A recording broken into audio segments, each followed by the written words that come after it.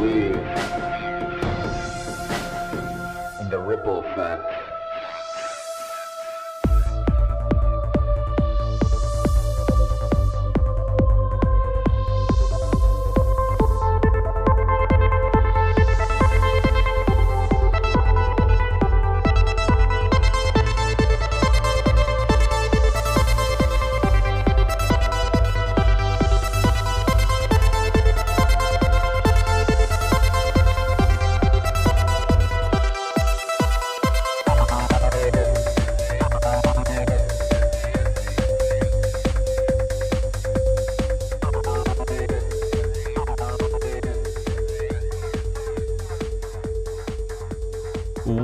What's up? Another episode of Ripple Effect Podcast. I'm your host, Ricardo Brandes, also known as Ricky Brandes, and a great episode for you today. Today we have a returning guest, a fan favorite, Dr. Jessica Rose, and she brought a friend and somebody you guys might know from being interviewed on many of the alternative media shows that I'm sure you listen to along with the Ripple Effect Podcast, Dr. Stephanie Seneff, who is a senior research scientist at MIT. She's also the author of Toxic Legacy, which is a book about glyphosate. And we get into a lot of different topics, but we focus a lot on things that could be harming our health and also the unintended consequences of the COVID vaccine. But we also discuss a little bit and brainstorm the idea that maybe these aren't unintended consequences. But it was a fascinating, awesome conversation. We go into glyphosate, some of the other toxins that we are dealing with on an everyday basis that we might not even be aware of, and how dangerous that stuff is. But of course, with Dr. Jessica Rose also joining us, she makes it easy to create a fascinating and fun episode, which means we go down a lot of different roads and a lot of different rabbit holes. With that said, of course, I have to remind you guys, this is a value for value show. If you get some value out of these shows, please consider giving some value back. If you can financially support the show, there's a bunch of ways of doing it. I know I keep repeating myself, but I really hope that more and more people who get into this show, who can contribute financially, do.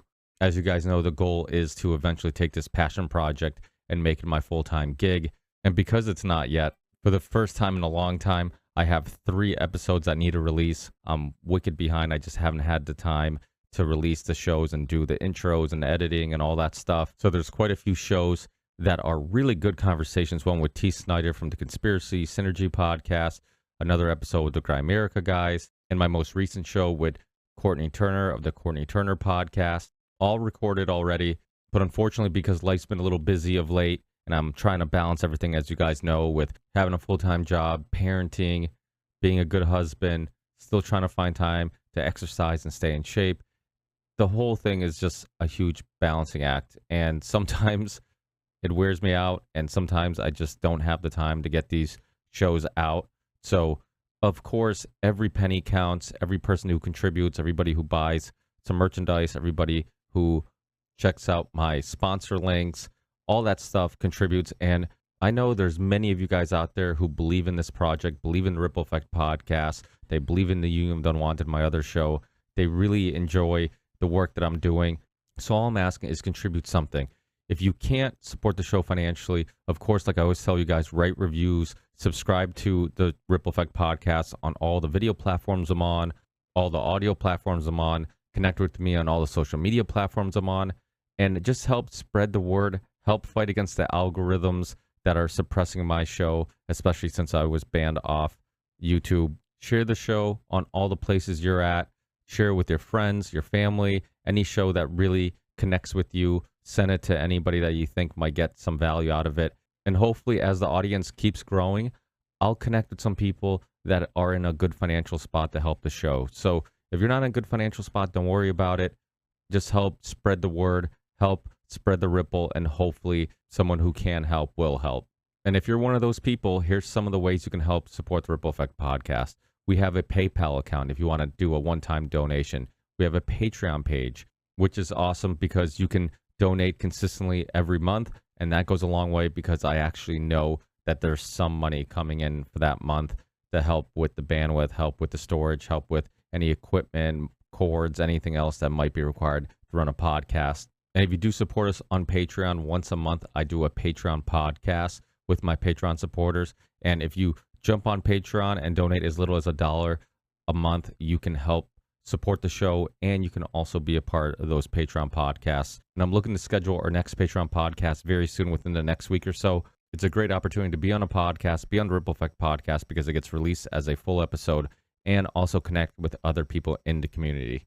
I haven't mentioned it in a while, but if you do want to connect with other people in the community, we also have a Telegram group chat, and you can find all these links on my website, therippleeffectpodcast.com, or in the show description. So please check out the Telegram group chat. Other ways of supporting the show is, of course, purchasing some merch. We have tons of awesome logos, ton of awesome designs, and different things you can pick from.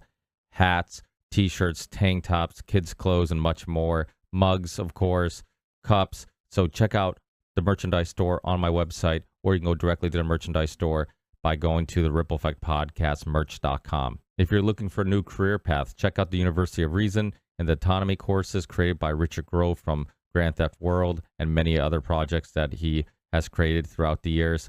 Last but not least, check out my newest sponsor, Elements Electrolytes, created by somebody that I've been a fan of for a long time, Rob Wolf. If you've been in the fitness, exercise, paleo, keto world for a while, there's no way you haven't run into Rob Wolf's work, his books, his documentaries, his interviews, and he's also been on the Ripple Effect podcast. And he has a great new product called Element. It's electrolyte mix that you put in your water. It tastes amazing, will keep you hydrated, will add some flavor to your water, and will keep you in ketosis, will keep you in fasting.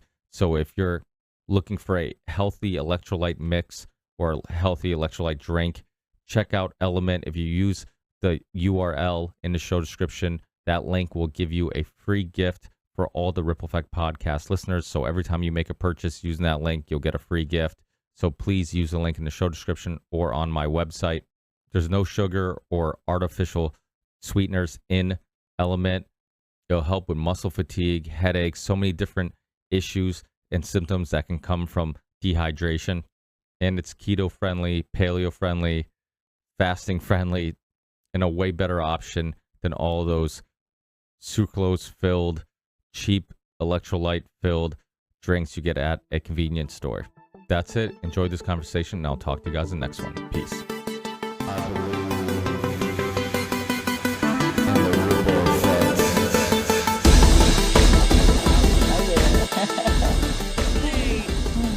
Hi, Rick. What's up, Jessica? Good to see you.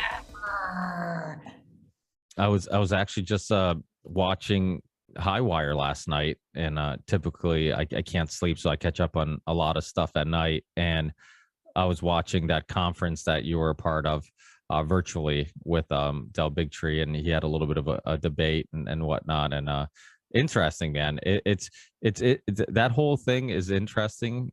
That it's a debate, but yet like we're all on the same team. I think we all want the same thing. We just might differ in a couple different things, but I think it's important also that everybody realizes like we all kind of want the same thing. We want people to not. Yeah, we're still doing science on our side.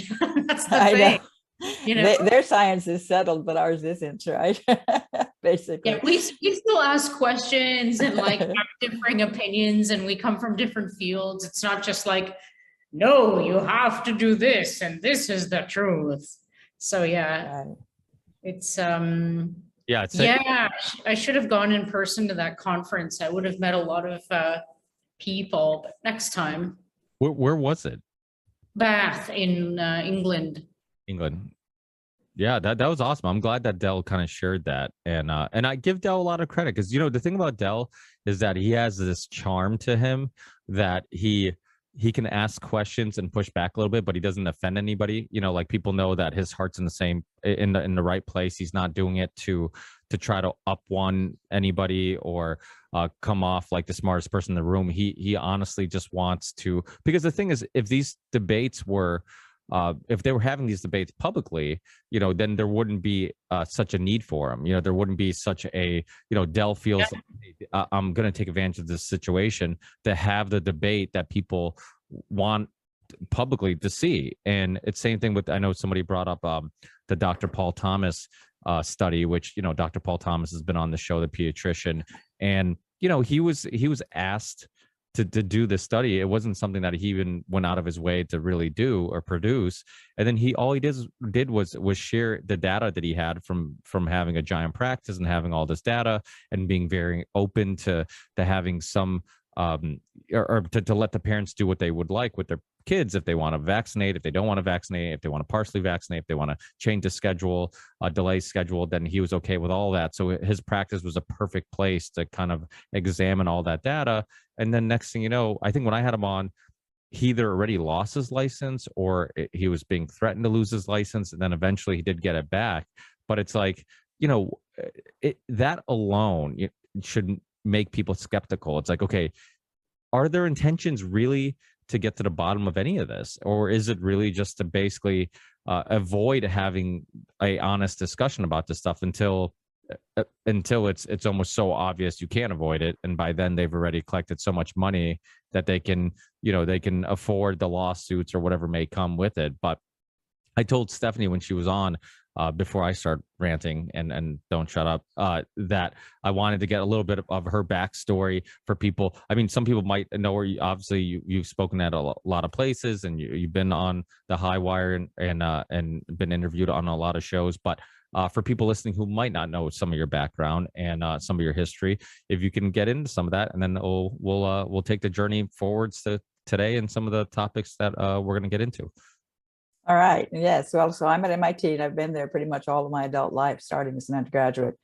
All of my degrees are from MIT, bachelor's in biology, and then master's EE and PhD in electrical engineering and computer science. And most of my career, it was involved with developing computer systems that could communicate with humans using natural speech. So precursors to Amazon Echo and Siri, interactive dialogue with the human for the computer. We were doing this first, really, back in the late 1980s, extremely slow. You ask the computer a question and you go get a cup of coffee while it thinks about the answer. So that was pretty fun back then.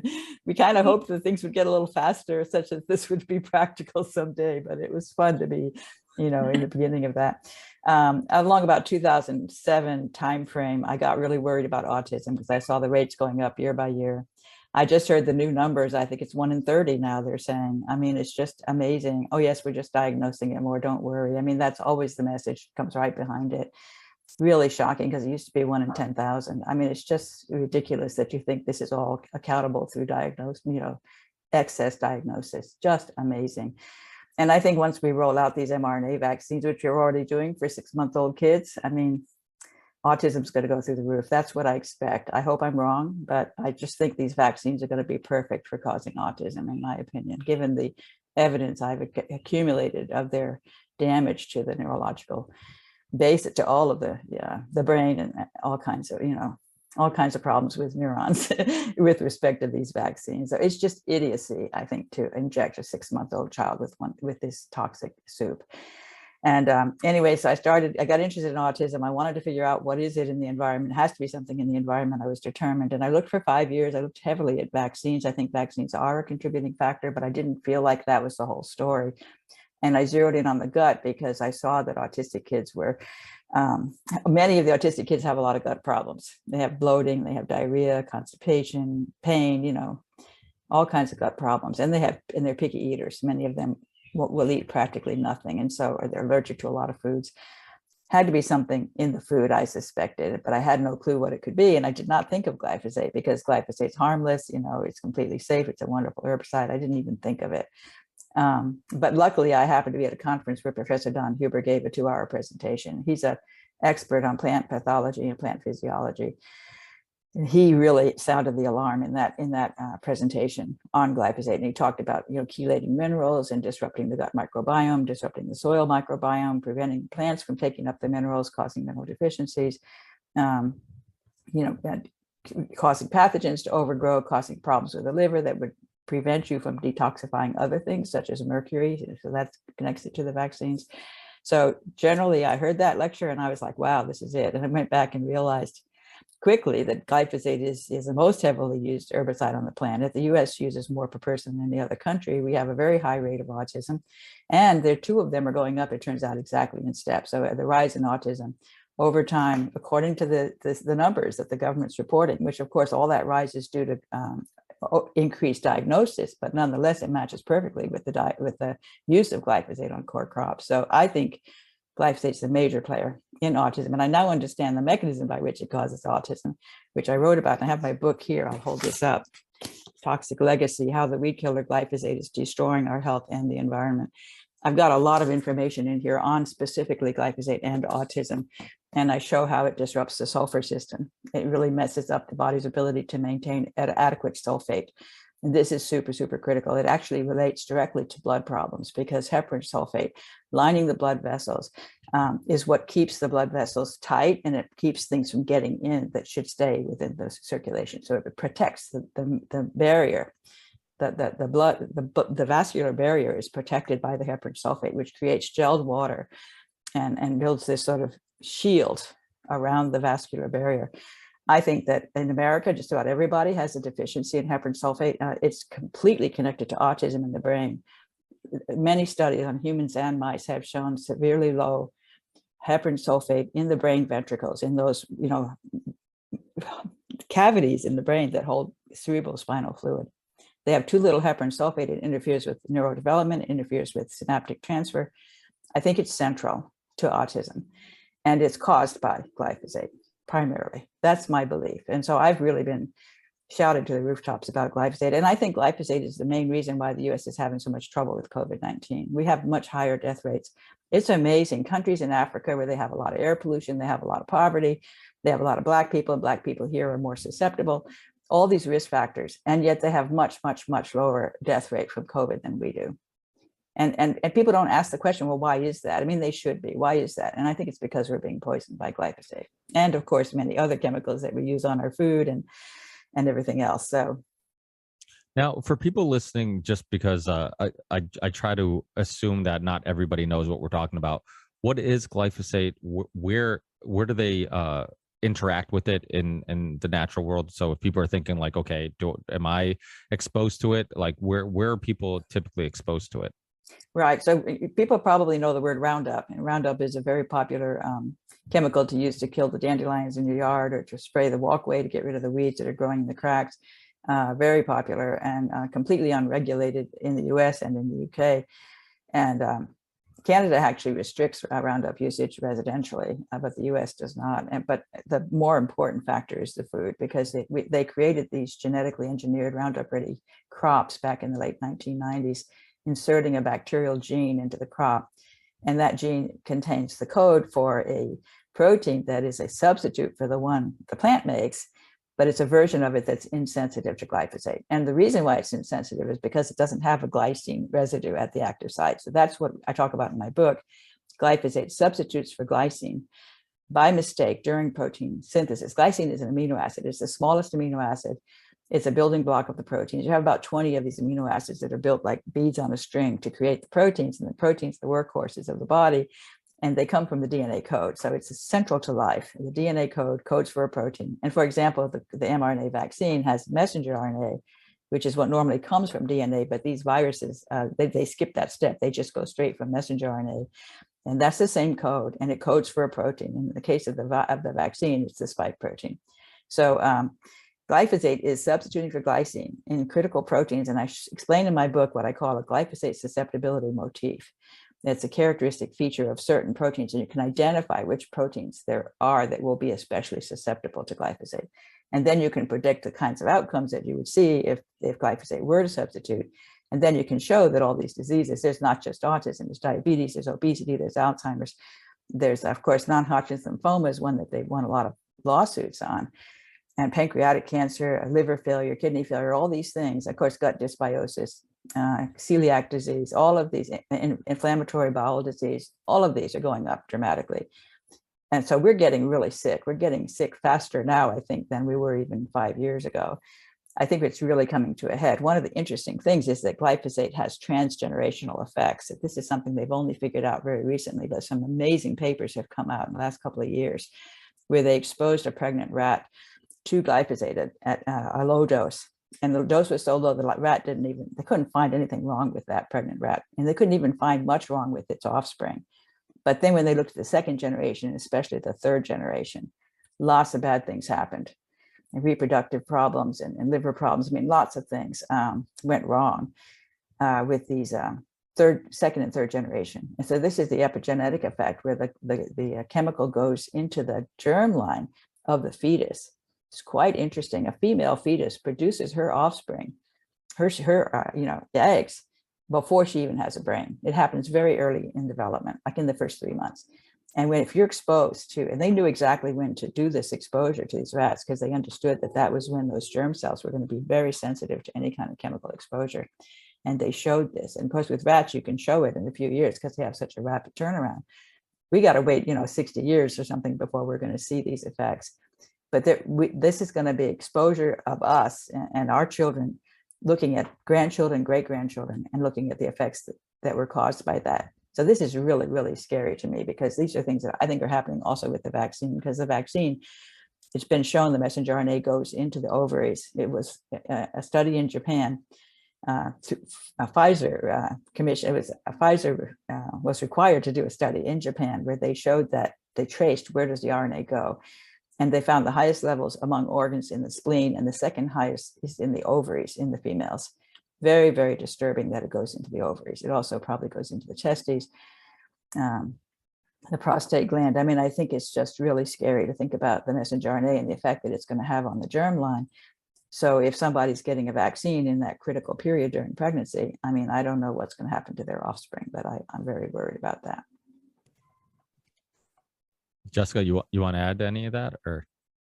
I'm just like listening and like horrified, because it's like that must be what people feel like when they listen to me. I know what you mean. We make quite a team, don't we? I've been loving your I've been reading your articles, and they're so great. You're definitely becoming deep into the science with this stuff. It's so, I think Jessica and I both love a puzzle. Is that right? You love a puzzle? Oh man, very much so. And there are so many pieces missing, which makes it even more intriguing. The heparin sulfate thing you just mentioned, I wrote a Substack on this because it turns out spike has heparin binding sites. And I mean, the implications of that. I know that. Yeah, yes. I don't know the implications of this, but it just seems like it could be such a disaster. Absolutely. In terms of, you know what I mean? And well, absolutely. And in fact, the prion protein binds to heparin sulfate, and yes, the vaccine binds to heparin sulfate, and it's going to facilitate the misfolding yes, of the prion protein. Exactly. So, I mean, I know that most people don't understand what that all is about. So it's like I guess our job is to make it understandable, but it's like, as kind of a layman myself on so many fields, because I'm like, I'm not a prion specialist. I don't know anything about heparin. It's like every time I open up a new investigation, I have to do enormous amounts of reading, and it never stops. And it's I know what you mean. It's a complete orgy. I've been in an orgy for a long time now. It's a biology orgy. Yeah, every now and then things come together, and it's like, oh my God. And you find this this core like piece, like the gut. It's like the gut is always important in these pieces. So it's like, wow, I need to talk to Sabine Hazan. Like she's she's very good, isn't she? And she's identified, and I've hooked up with some other people who have been talking about the gut. And it's new to me. I know the gut well with glyphosate, but it's also an effect with the vaccine. Really amazing. And even COVID-19 itself. In fact, there's some people I've had some wonderful interaction with who are experts on the connection between the gut and long COVID. They're long COVID experts, and they see that, in fact, that there's a strong evidence that the virus infects the bacteria. It's a bacteriophage. So it can infect the bacteria in the gut. And that's a whole other, oh my God, what is that? What's the implications of that? It's like, Jesus, where does this go? There's so many paths. It's a complete profusion of exuberant biology that you just I get sometimes into this frenzy, this feeding frenzy of, oh, here's another paper. I got to read. Oh no, let me go look for this other. It's like, exactly. I have attention span problems because there's so much stuff coming at me. I cut myself off all the time, and it's like, and then I stop myself and I realize Jess, you're so morbid. Like this is you're getting so excited about like something that's probably killing people. Really. I know. The But it's like, consequences are. okay, all right, no, I'm a biologist. I have to succumb. I am what I am. Yeah, but Well, the whole the- thing about the antibodies, and the autoantibodies, and because of all these sequences that match important proteins. I think the erythropoietin, you wrote about that, the erythropoietin, and I was vaguely aware of it because I'd written about these correlations. The molecular mimicry problem that the vaccine produces incredible antibody response because your immune cells are terrified at what's happening. They're like, oh my God, what's going on here? I got to get this out to the T cells and B cells, get those antibodies going. You get a sky high antibody response, because it's such a toxic situation for the immune system, the innate immune cells. And then those antibodies can attack tissues because if they match that particular sequence, like a 5-letter, a pentapeptide, they can bind to something else. It's a human protein. And that's the thing with the erythropoietin. I love that because to me, that makes a lot of sense with the thrombocytopenia. And how do you lose all the platelets? Well, one way to lose them is to stop making them, right? right. And that's what the erythropoietin will do. If you bind to the erythropoietin in the bone marrow, then you don't. The erythropoietin is responsible for telling these precursor cells to turn into platelets. And so if they're not doing that, well, there goes the platelets, because platelets are completely recycled very quickly. They're constantly being made and then thrown away. They have important roles to play. And I've been wondering with all this blood clots, because the thrombosis is amazing in Vera's database, just amazing. The number of cases, all kinds of different thrombosis, various places, including, of course, the brain. Everywhere. Yeah. It's and of course, then pulmonary embolism comes along too, because one of those blood clots gets loose. And so strokes, everywhere. Yeah. And so what's causing that? And that one's been really puzzling me. I see actually in VAERS that there's two waves. It starts right away after the vaccine. Within the first few days, you have a lot of cases, and then it goes down, then it goes back up again after about 15 days. That's when the antibodies kick in. So I think that second batch is due to the antibodies, but the first batch is not. So then it's like, what's causing that thrombosis, right? And do you have any answers on that? Because I've been puzzling over that. I don't know. I'm not sure yet. Yeah. It's one of those investigations. I have a line going that way, and I had to like leave it to go see something else. So I'm going to come. I know exactly what you mean. Because, the repertoire grows as you go along the way, but no, I don't know yet. I just, I know that there's something to this particular idea, like what is tying everything together with regard to the clotting. I actually wanted to ask you, Stephanie, about this. Ricky, have you heard about this, the white fibrous things being pulled out of cadavers by an embalmer? Have you seen that story? No, I haven't.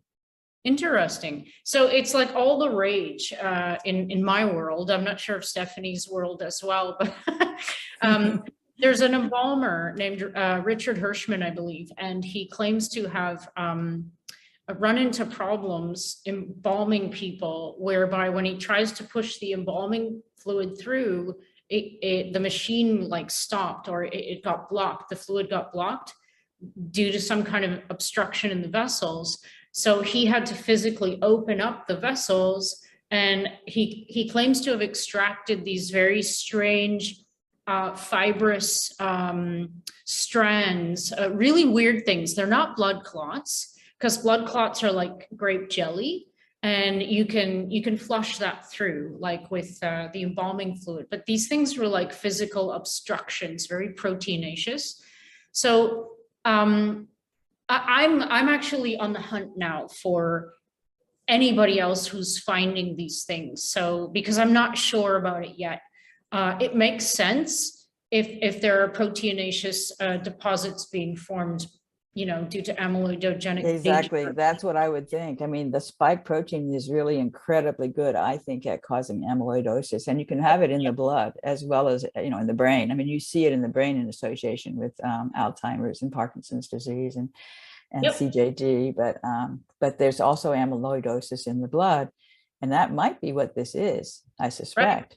Yeah. It very much could be. So I'm like, I'm sampling everyone I can. Like I've asked Ryan Cole because he has 40 samples, but they're all from the same person. So I'm looking for like a repetition because, I need that. You need I know.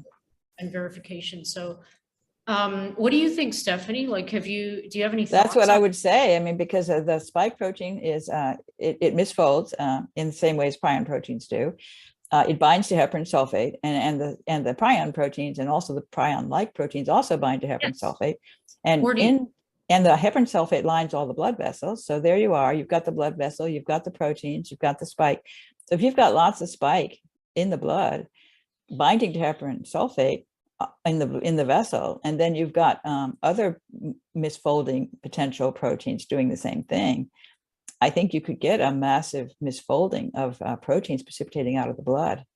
I mean, that to me would be, if that's for real, that would be the way I would explain it. The spike protein is quite terrifying in its capabilities. Isn't it? It's incredibly, like, it's wild. It's like every time I look at it, it has a new thing that is horrifying for human physiology. And at this point, there's just no way. I don't believe. I know that's more of a religious-y thing rather than a sciencey thing, but I do believe there's absolutely no way this thing wasn't carefully crafted. There's no way. I mean, right, to be demonic, to be absolutely demonic. I mean, that the furin cleavage site, there's a sequence that looks like the endotoxin that's produced by Staph aureus. Have you seen that? Yes. I mean, it's amazing. Every time I look at it, it's like, what? And it's all these things are new compared to SARS-1. So, Exactly. How did it get in there? It seems, if I were a mad scientist and I knew that if putting a furin cleavage site at that point to separate up that spike protein into S1 and S2, and I would leave off the S1 and go wander around. It has the ACE2 binding receptor site, so it's just going to bind to the ACE2 receptors and knock them out. Oh, that would be so fun to see what kind of damage that might do to the humanity, right? I mean, I don't know what kind of a demonic person would think that way, but certainly if you were determined to produce something that was going to be absolutely terrifyingly toxic, you couldn't do better than this spike protein. But it's so multifaceted. That's the thing. It's like, Jesus, guys, didn't you do a little bit of overkill here? I know.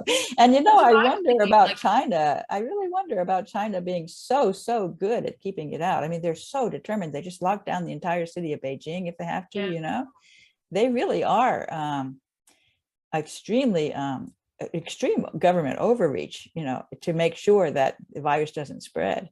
And it makes me wonder whether they actually knew from the get-go that this thing was really toxic. Yeah, right. And they knew they had to do whatever they could to keep it out. I mean, it feels that way, doesn't it? Because they, the leaves rustling in the database, the adverse event databases. I mean, for those of you who don't know me, that's my claim to fame in this.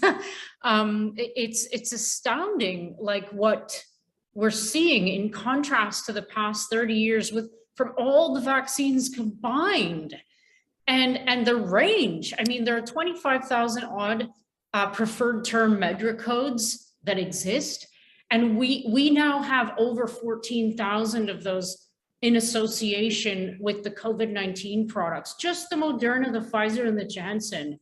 It's crazy. Like, the things that we're seeing are out of control. And the systemic nature is one of the things I've noticed for like a freaking year. Its effect, it's not, okay, come on, it's not a respiratory, virus. It's clearly got something more to do with thromboticness. The core is some kind of immune dysregulation. But it's just, we have never seen anything like this clinically in the context of a biological. We've seen harms, we see autism. And I agree with you, Stephanie. I think this is a recipe for disaster for autism, because I mean, the Pfizer and the Moderna data that they presented at the VRBPAC meeting, it was lamentable that the word febrile seizure was written more than once, let me tell you, in infant 6 to 23 months. Like, come on now, like, guys, Yeah, sorry, that was a bit of a rant. I've been giving presentations about the fertility situation now, and I've been, You do know you know about about, Hungary, right? You know about Hungary? yes, and do you Yeah, know about that's the pretty neighbor? striking. Hmm? Yeah, I know. Like that's like the real world data, which you just Yes. can't refute. And there's Iceland. That's what really we need, because you can do theories until the cows come home, but people aren't going to believe it from theory alone. But the Hungary Exactly. data were really striking, because they looked at, and Hungary luckily had good data for vaccine uptake and also good data for fertility, for the number of babies being born, keeping good records at the county level. And so these people dug into that data and saw that all the counties had fewer babies. I think it was February of 2021 of 2022 compared to 2021, fewer babies. And then they went back 9 months, and so they saw that all these young people, women, were getting vaccinated, in that time period when they would have either been pregnant, early pregnancy, or just before getting pregnant. And so all in that window, getting the vaccine, messing up the reproductive capacity, causing that baby to basically abort out. I mean, there's a lot of miscarriages in the various database associated with these vaccines. And so the number of babies went down in all the counties compared to 2021. And then the interesting thing they did was they could actually find which counties had the highest vaccine uptake and which ones had the lowest. They took the 5 highest, 5 lowest, and they found a huge difference. It was like -4% on the five lowest and -15% reduction, 15% reduction on the 5 highest. So that's really, really striking to me. And that should be front page news. Absolutely. That's the thing. Absolutely. I mean, the main thing I'm stressing when I'm talking about this is, what the hell am I talking about here? Like, why are we having a discussion about whether or not these things are causing infertility? That shouldn't be a thing that we talk about. If there is a question, the precautionary principle dictates that we stop what we're doing and we answer that question like really, really quickly, as fast as we can. And for Christ's sake, stop injecting people before you have an answer. The data that you just spoke of, it's like you can't refute that. This ain't VAERS data. This isn't, there's no underreporting factor. This is hardcore statistics from a country. Exactly. Iceland is the same. The stillbirths and infant deaths had doubled in 2021. Just a simple bar graph going back to 2011. It's doubled. Yeah, I mean, these numbers are coming out, and then the government is still, safe and effective, safe and effective. Put it into the 6-month-old child. I mean, it's really insanity what's happening right now. Yes, I can't understand the recklessness involved in this. Yeah, the only thing I can think that explains it is our outreach is just not as far as it needs to be fast enough. You know what I mean? It's like, well, there's all the censorship. Right. And then the really discrediting. So they want to make sure people know that we're nutcases, right? That there's no way we can know what we're talking about. Have you seen the articles calling VAERS a dumpster, and people who analyze VAERS data dumpster divers? Oh, it's crazy. That's dumpster diver, yeah. You're calling a government database a dumpster, and you're talking about people who are injured in the context of a biological product that they took voluntarily on good faith. And some of the injuries are really bad. There are like 60,000 people who are disabled by this. And we're talking wheelchairs. Like this is messing them up for the rest of their lives. Well, there's the 26 cases that got CJD, Creutzfeldt-Jakob disease, Luc Montagnier. But that alone, the 26 cases of CJD, which is an extremely rare disease, 1 in a million people get it. Yes. And they had these 26 cases, and all of them got it within the month after the second vaccine.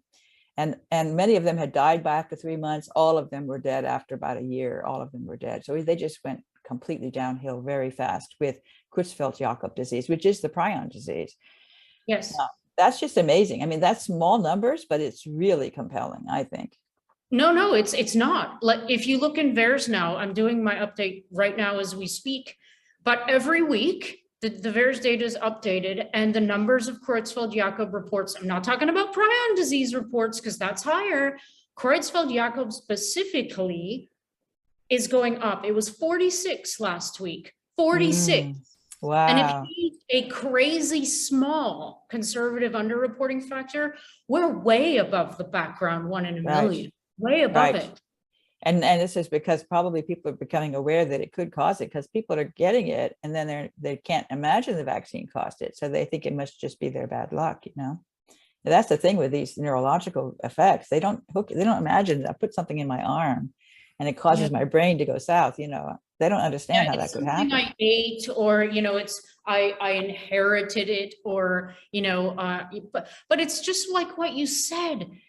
This should every single one of these little bits needs to be frontline frickin' news. It's like it's Right. incredible how well hidden and mocked the It's the amazing. only Yeah. I the know only that's what people left are like, yeah, sorry. I know. No, it's a violent agreement. It's like you can't believe that it doesn't get out. Like, this is so obvious to you and me, you know, what's happening here. We need to stop it right away. And yet people still are eager to get the vaccine into their 2-year-old child's arm, you know. Well, Sorry. We're not letting you get a word in edgewise. I'm on like Normal. I've done over 400 episodes. People are sick of hearing me talk. So, but yeah, I mean, you guys hit on some really interesting points. I mean, some of the things you guys talked about, like, it almost seems demonic. That's something I've kind of been pondering on a lot, because it's like, when you look at how obvious, I mean, you talked about pregnant women, for example, they're told not to eat sliced meat because of nitrates. I mean, I know, it's okay insane, isn't it? to get a experimental vaccine that has never been, approved before or used before, brand new technology. I mean, it almost seems like it's on purpose, and then with the Georgia Guidestones being in the news recently, it makes you think, or it makes you start thinking about the connection between depopulation and some of what's going on. And it's like, it's hard not to look at both those things, because it almost seems like this is all on purpose. When you look at the virus, like Stephanie was saying, in China, like, they understand, it's almost like they understood that they wanted to prevent this at all costs from spreading. When you look at, like, just how blatant obvious it is that you shouldn't be giving this experiment, even if you make the argument, even the most mainstream person, if you had any logic at all, it's like, okay, maybe you give it to a high risk older person. But when you talk about young people and toddlers, people who are at no risk at all, of being seriously harmed by this virus, and yet you're pushing and this goes into the power, like you guys hit on, the power of censorship, the media. Everybody's in bed together. Big pharma. I've been saying this on the show for a long time. Before 2020, everybody would talk about the military industrial complex, because I think wars were kind of the more obvious example of how propaganda works and how it can convince a public to do something against all logic. And I'm like, well, you guys are kind of leaving out big pharma and how powerful they are, and how they have more resources and almost seem more dangerous. And you were seeing with the medical exemption fights all over the U.S. and different states are trying to pull it, and religious exemptions and all this stuff. And it's like, this vaccine thing it was kind of going under the radar, besides like some fringe, what the public would call some fringe shows. But to me, it was like the biggest threat to humanity. It's like, you have big pharma basically convincing you they're the good guys, and all their crimes prior to this were just completely dismissed and like completely forgot about, and nobody entertained that they could be making the same mistakes again of like trusting a chemical company or a pharmaceutical company. And I think Jessica and I have talked about this. I think some of the issues with vaccines and why it seems to be the exception to the rule in regards to people being able to understand how they can kind of force feed you pills in regards to painkillers and other stuff, and how it could be motivated. But vaccines were always like the exception to the rule. And I think at such a young age, we're told like, hey, polio is gone because of vaccines. All these diseases are gone because of vaccines. You give them to your toddlers, you give them to your babies, you give them. So it's like little by little, it's this social engineering, this social conditioning of like being convinced that vaccines are always good and never bad. So even though this isn't a traditional vaccine, it's new technology, because it comes in a syringe, we're still like convinced we're this years and years and years of condition that vaccines have only done good in the world. It's hard for people to grasp the idea that it could be doing some harm. And then when you look at just the possibility of the harm, I know Stephanie, in another interview, you were talking about possibly the vaccine even increasing or making cancer more severe in some people. And you made a really good point when you're like, there's no way the average doctor or the average person is going to link a lot of issues that are due to the vaccine because they seem so drastically different. So how are we ever going to get to a point where there's going to be, because you even see with the insurance companies, right? I'm sure you guys have seen multiple reports of like just younger people dying at a crazy rate. Like, how much more evidence or more just reasons for people to question that maybe this is due to this new technology that was force fed to the public? Right. I mean, I always try to look for the biological mechanism, and I believe I see it with these vaccines, because I think what's happening is that the immune cells are going into the spleen, where they go to the germinal centers in the spleen, where they can convert, get those B cells and T cells to make those antibodies. And the immune cells have taken up the RNA, and they're massively making spike protein, way, way more than they can handle. It's a toxic protein, and they know that. And so they have to get rid of it, and they ship it out in the form of these little exosomes, which are lipid particles. Exosomes are the communication channel, like the email that the cells use to communicate among one another. And these immune cells are just in fact, those exosomes are necessary in order to promote the development of the antibodies. That's an important part of antibody development, is the release of exosomes by the immune cells that are carrying the toxin that they're trying to instruct the B cells to make the antibodies. So that whole system depends on those exosomes. But these immune cells, I suspect, are making massive numbers of exosomes, shipping them out, and they get picked up by the nerve fibers. They get carried by the splanchnic nerve, and then they go to the vagus nerve, and they climb up to the brain centers, the places in the brain. There's a place in the brain that controls consciousness, the heart rate, breathing, these critical things that keep you alive. And if that center gets hit with a whole bunch of exosomes containing spike protein, I believe it could cause an inflammatory response there that would just basically signal to the body to shut down, like, just forget it. There's no way out of this mess. Just forget it. And you just get sudden death. Because I was really, and Jessica and I were looking together for a while at all the death data in the VAERS database of the young people. And I actually went through and looked at most of the samples that were there for the people in the early, like 20 to 30 age range, people dropping dead, or people having a report that was associated with death. And we were trying to find out what else is associated with the death to try to figure out what was causing it. Remember that, Jessica? We were doing that project, and we thought thrombosis was a pretty good match, was one of the things that was causing it. But there were many cases where we weren't getting any correlations with any kind of thing. So I was getting frustrated. So I had to look at them individually. And it turned out they had no information. It was just like, oh, well, they were found dead in the morning by their mother, I mean, it was just like somebody found them dead. And so there was no backdrop. They might say, well, they were having a little trouble with the vaccine. They had a nasty headache, but nothing alarming enough to make you think they were going to die. And then boom, they're dead. So that to me is really an indicator that what's happening is that it's inflammation in the brain center that controls basic things like breathing and consciousness and heart rate. You have a lot of heart arrhythmias and huge numbers of reports on heart arrhythmias, for example. So how is there hope in eventually, because there's so many people, I forget who said this, and it's so true. They're talking about how like some people are so convinced the vaccine is, and a lot of it because it became political, and people became tribal, and instead of being scientific and logical and then just looking at the information. But there's so many people who are like, oh, I don't feel good, or I'm having this issue or that issue, and they're not even relating it to the vaccine because they're in denial that it could be cause that. Not to say that every person who has a health issue going forward is related to the vaccine, but it means that we can't discount it either. And you can't, and because this was a I mean, a experiment on humanity, because it's never been done before. The rollout, new technology, the spike protein, and that's the other thing. Like, people who I have talked to that were willing to admit that I haven't felt the same since I got vaccinated, or I haven't felt the same since I got boosted.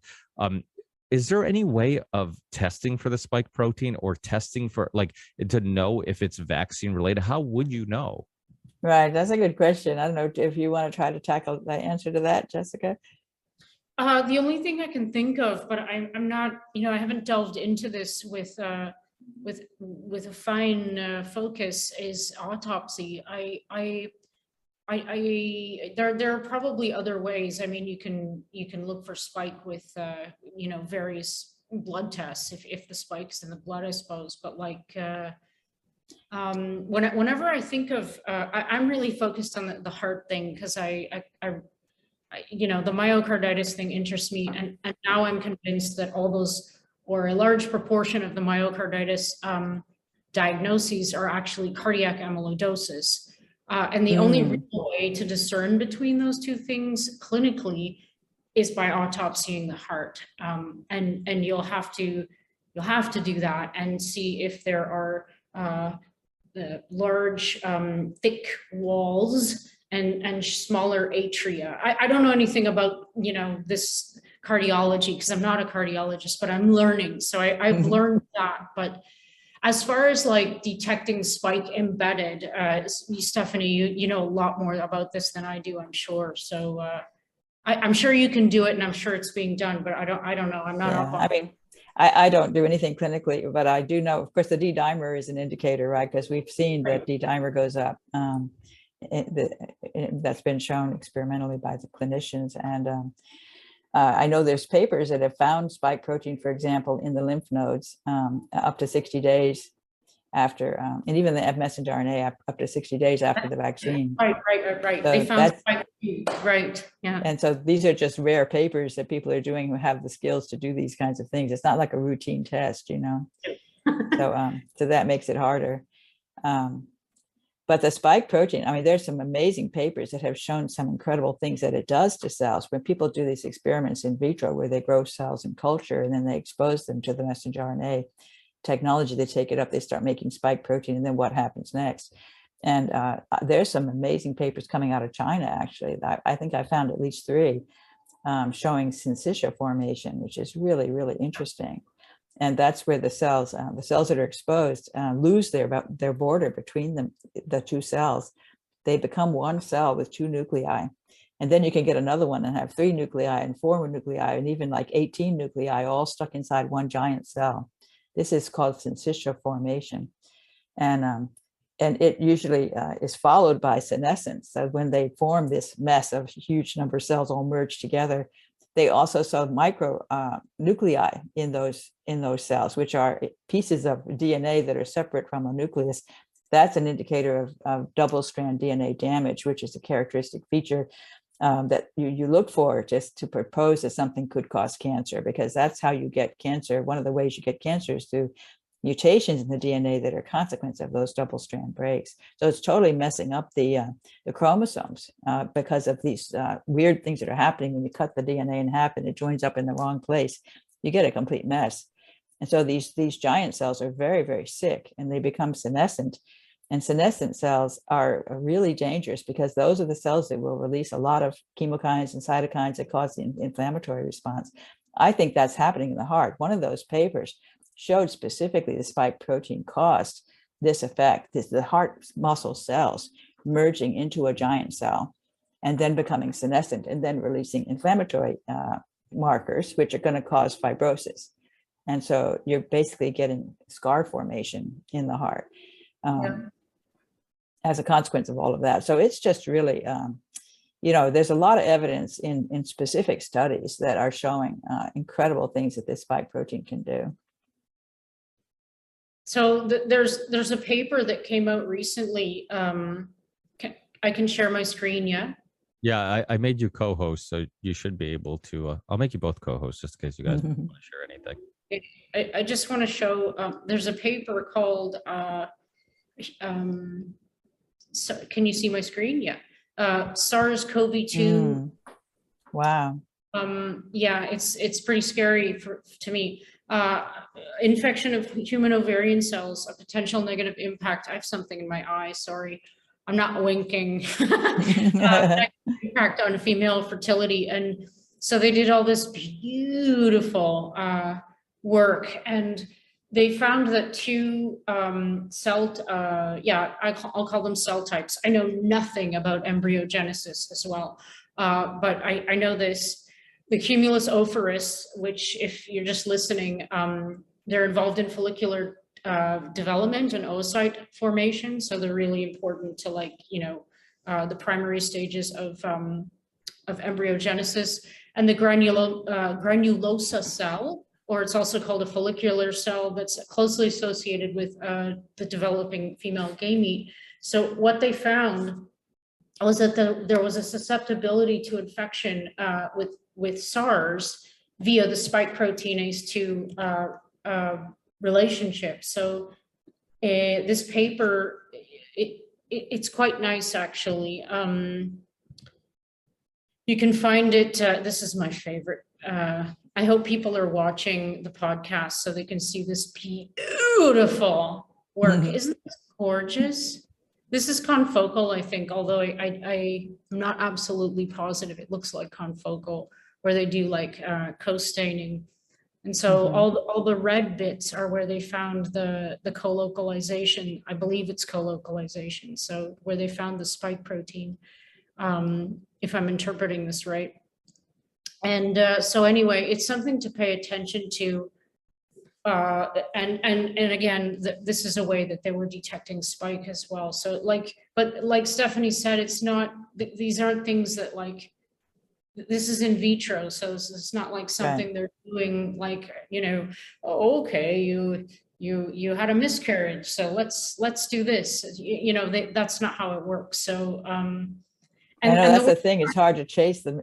It's hard to trace back from the miscarriage exactly what caused it. It's really hard to do. I mean, it could be anything as well. I mean, that's the part that there's so many confounding factors. I mean, who knows? And I guess the mom might know on some level, but the worst part is on the subject of all the adverse events, not just fertility related ones. If you're a person and you know your body and you know through and through that you were injured by the products, and I've seen people say that. I'm like, I know my body. I was perfectly healthy by whatever their definition of that is. If they felt normal every day and then all of a sudden something doesn't feel the same, that's a good guideline in my opinion. If something changes suddenly and is very atypical, then that's something you can pay attention to. So if you convey that information to your doctor, who's basically just a guide, you're in control of your body. This is an educated guide. They shouldn't be saying to you, they shouldn't be laughing at you, first of all, which is the response I hear that most people get when they suggest that it could be related to the vaccine or the injections. You shouldn't suggest that it's impossible, because I've heard that a lot of physicians are saying that as well. Absolutely, 100%, I believe that the MDs and the physicians' role here is so important to where we are now and to how to get out of this. They need to start reading more of the literature, the peer-reviewed literature. I mean, that's what it's there for. Keeping up to date with everything related to this, everything related to the products, no matter if they don't want to hear it or not. You have to stay up to date. If you're going to be giving medical advice to thousands of people, you have to. You took an oath, do no harm. And if you are not up to date, you're doing harm potentially. So it's a real sore spot for me, because a lot of this crap could have been prevented in the first place, if you ask me. I mean, for reasons other than the obvious ones, that this was all planned. But, not everyone thinks that. I mean, the doctors, of course, are very busy, right? They're very preoccupied with treating patients, and they don't have time to read, so they don't actually learn about all this stuff. I think they're Yeah. and it's hard for them to set aside the time to read the papers. And of course, if the pharmaceutical industry is telling them that everything's fine, and if they're making lots of money off of these vaccines, they don't really want to find out that they're bad, right? No, and that's such an important point too. It's like nobody wants to know. Nobody even wants to even. It was me like 15 years ago, man. I never, ever, ever would have been the person I am now. Just 15 years ago, I'm sure of it. Like I wanted to work for the WHO and the CDC. That's who I was. I wanted to work in a That is quite a transformation. right? Like, that is really amazing. 2 years ago, I was completely a vaccine advocate. I even made a video on the YouTube. You can watch the history of vaccines. I'm like so gung-ho about this concept. And now, this is the first time I'm going to be saying this publicly. I will never, ever, ever inject myself with another product again. Never. Not after what I've learned. And it's just like what I've heard people in authority positions, if you want to call it that, say, by observing their behaviors, by putting 2 and 2 together and it not equaling 4. It's all fact-based. I don't want it to be true.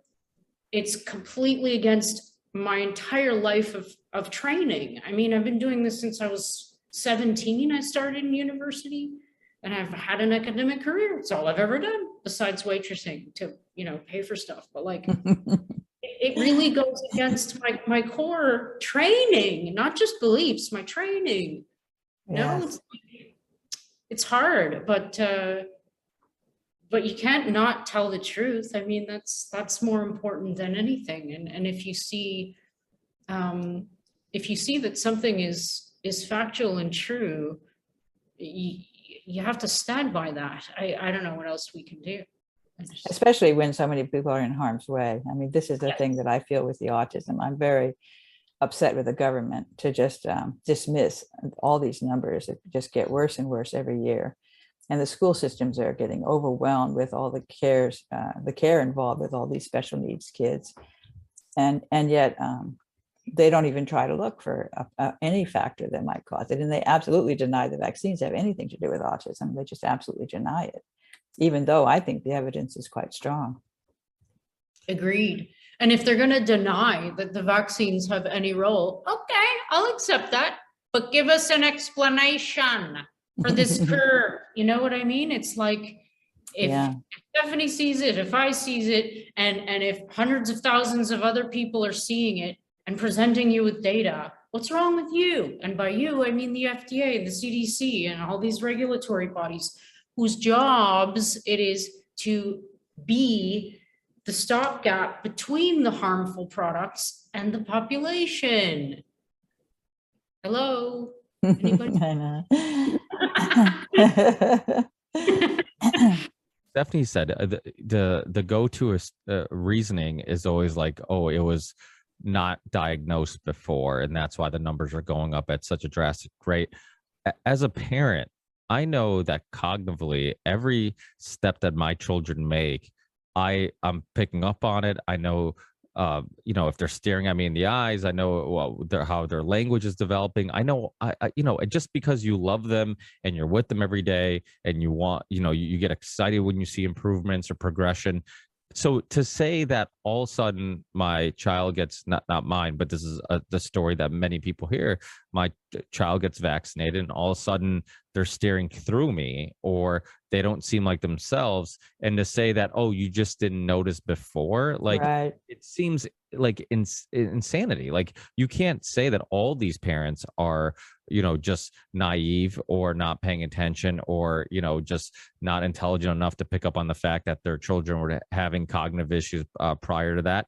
So it's like, how long can you keep denying this? And it's not to say like Stephanie had said with glyphosate, with I've had the attorney from the Dark Waters film, the DuPont case, where with Teflon and all that stuff, he's been on the show. And I mean, just look at how many people were using nonstick pans and all this stuff.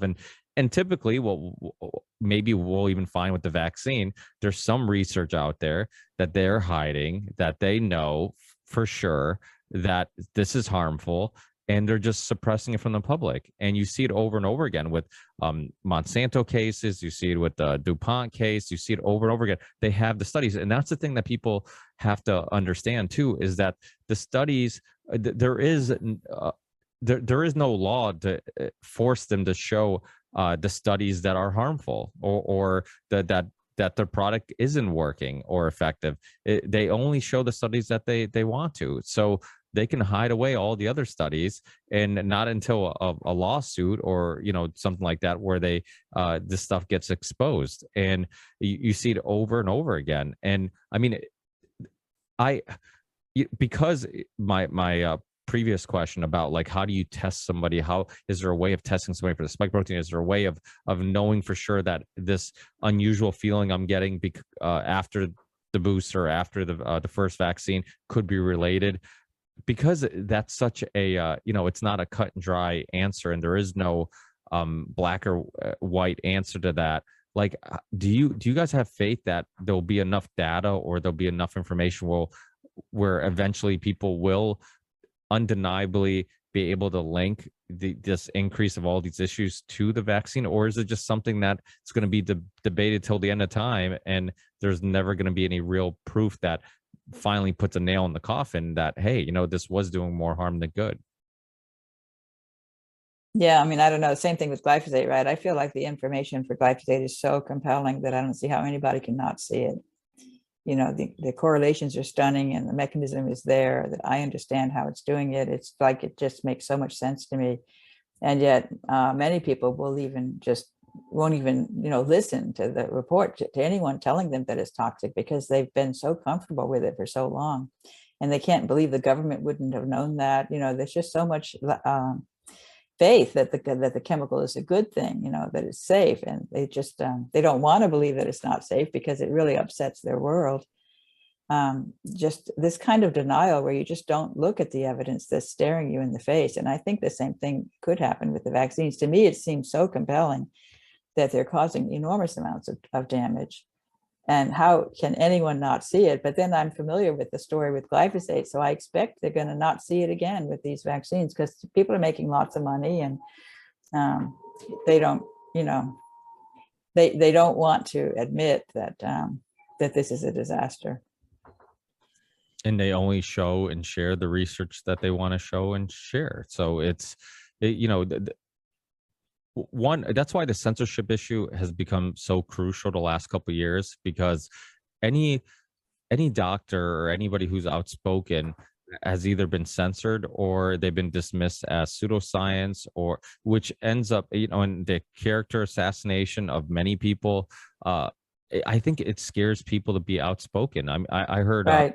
That conference that we talked about previously, that Jessica was on with Dell and Robert Malone and all those guys. I remember Dell mentioning that and I think he's mentioned it before, where he's seen studies privately done showing links to these health issues and vaccines, but they won't go public with it. Like, I wonder how much of that is going on, where they've done such a great job of censoring people, demonizing people, that just for the sake of your reputation or the sake of your career, you're not going to be outspoken, even if you do see something or know something. So I mean, that becomes a huge issue too, right? Because absolutely, I think most people who are in the business of doing this kind of research are really worried that pharmaceutical industry is going to go after them if they step out of line. And I think people are really conditioned. Often their funding comes from pharma. You don't bite the hand that feeds you. I mean, I think there's, and these people can be very aggressive. I know with respect to glyphosate, Professor Seralini in France has published a whole lot of articles showing the toxicity of glyphosate. And he basically got his funding clobbered because of the pressure from people who were against him doing the work that he was doing. They managed to actually get his funding agencies to shut down his funding. And he became practically unable to do research because he had no funding, as a consequence of speaking out about glyphosate. And that happens with the vaccines too, I'm sure, that's like that series, Dope Sick. I kept telling people to go watch it about, Oxycontin and the Sackler family. And Right. I because, read the book. Yeah. oh, did you? Yeah, because I Yeah. wanted people to see how easily the information can be manipulated, how easily you could get the FDA to or any of the government departments to basically play ball with you and I wanted people to see, because it's like, okay, this isn't vaccine related, but now you kind of see the behind the door deals that are made and all the money that's made and all the clever ways of manipulating data. Because that's the other thing about data too, right? Like the It can be manipulated. Yes. yeah, right. Like all the predictions, all data can be easily. That's why I forget what percentage of studies can't be recreated. It's you Yeah. you change one thing slightly and it's not the same outcome anymore. Or if you're specifically looking for something, you might dismiss something as not as important and maybe focus too much on something else. It's science is never settled. That's why that term should never even been said by a scientist ever. The science is never settled. I mean, Was it? good point. Well, it was by some mainstream people. When you look at vaccines, safe and effective, it's Right. people dismiss that vaccines could ever cause autism. They're like, oh, vaccine doesn't. I'm like, that's like They me still saying, do. They still do. I know. It's amazing. Most people, I think yeah, that, Wakefield's a despicable guy, and I worship him. Andrew Me Wakefield is, too. he's been on my He is, show. Yeah. oh, he is just like the man of integrity. Like I knew from the moment I saw him speaking on Vaxxed. He was in the first one, yeah. Man, and the guy is a really good movie maker. Like he yeah. hauling. He's a pediatric gastroenterologist, a fantastic one, I must say. Like he must have been historically, and a lab guy. Like he was the guy at the microscope trying to figure out what was going on. Like real nerd, my favorite. And now he makes movies. And I'm sorry, now I'm pumping up Andy Wakefield. He just put out a movie about fertility. I think it's called A Diabolical Agenda. You all need to go out and watch it right now. It's frightening. Well, Just another fact-based movie. Did you see it, Ricky? I saw his previous one, The Act. What was it, 1986? Yeah, no, watch this one. You're gonna vomit. Well, I could lose a couple pounds, I guess. It's the Act documentary. What he did, he actually went to the whole history of it, and he went into and something that even the Dr. Fauci book, The Real Anthony Fauci by Robert Kennedy Jr., showing like polio, right, and that like the numbers were going down before they introduced the vaccine. And somebody like myself who's been in the alternative media community for a long time, you hear these things and it seems very believable because I know how big pharma and chemical companies lie all the time. So I'm like, why wouldn't they pump up their product by saying, oh, look, we prevented this or we prevented that? But there's always that little ounce of skepticism because it's like, okay, I want to believe they're all evil. So maybe in this one example, they have done some good. And you want to believe that. But now living through the COVID era, you look back and you're like, look how easy it is to convince the public that COVID has been controlled or suppressed because of the vaccine, even though there's no relation to it. And you're seeing it. So as the way it's happened throughout our lifetime, it's like, well, couldn't this have been exactly how it played out during polio, during all these other things that vaccines contribute, for they're the reason why these things don't exist anymore, or why they've been controlled, or why we have herd immunity. So I think people have to rethink all of history and show how history is written by the winners and can be manipulated in any way. Right. I mean, I think that most people have gotten the message. They've done a very good job of promoting the vaccines to make people believe that without these vaccines, we'd all be dying of smallpox and polio. It's just people always say, oh, yeah, but look at polio, look at smallpox. And in fact, when you look at in detail at the history of both of those, they can be discredited as well. It's quite amazing. There's a book called Dissolving Illusions that I highly recommend. Dissolving Illusions by Suzanne Humphreys. She goes into the entire history of the vaccine development, and it's quite an eye-opener. It makes you realize not even polio and smallpox can be legitimized. Yeah, so this goes into, and again, like this is interesting because like Jessica said, she's I mean, it's been her life's work. It's been a big part of at least her life's work, this idea of how successful the science of vaccines have been in helping humanity.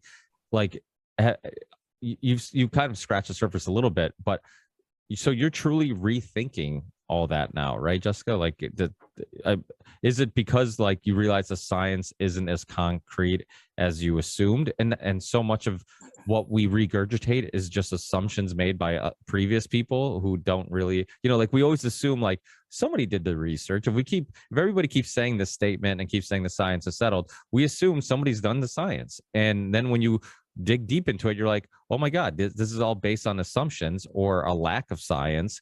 And so has that been kind of, a little bit of your reasoning on how you came to this conclusion that like, hey, maybe I'm rethinking how valuable vaccines are to humanity? Yeah, totally. I mean, I'm really skeptical. I'm probably way more skeptical of everything than most people would think that I am. And I'm really critical. I kind of need to see something with my eyes, even though that's also like up for interpretation, in order to absolutely say yes, this is the result. Like in the lab, I'll repeat an experiment 3 times, maybe even more, under the exact same conditions, reproduce, the result in order to be sure. And if I get the same result, in order to be sure that what I'm going to conclude is correct. So the process of like doing good science, it just seems to me like, since witnessing so much data manipulation, and knowing not just that it exists, but how they do it.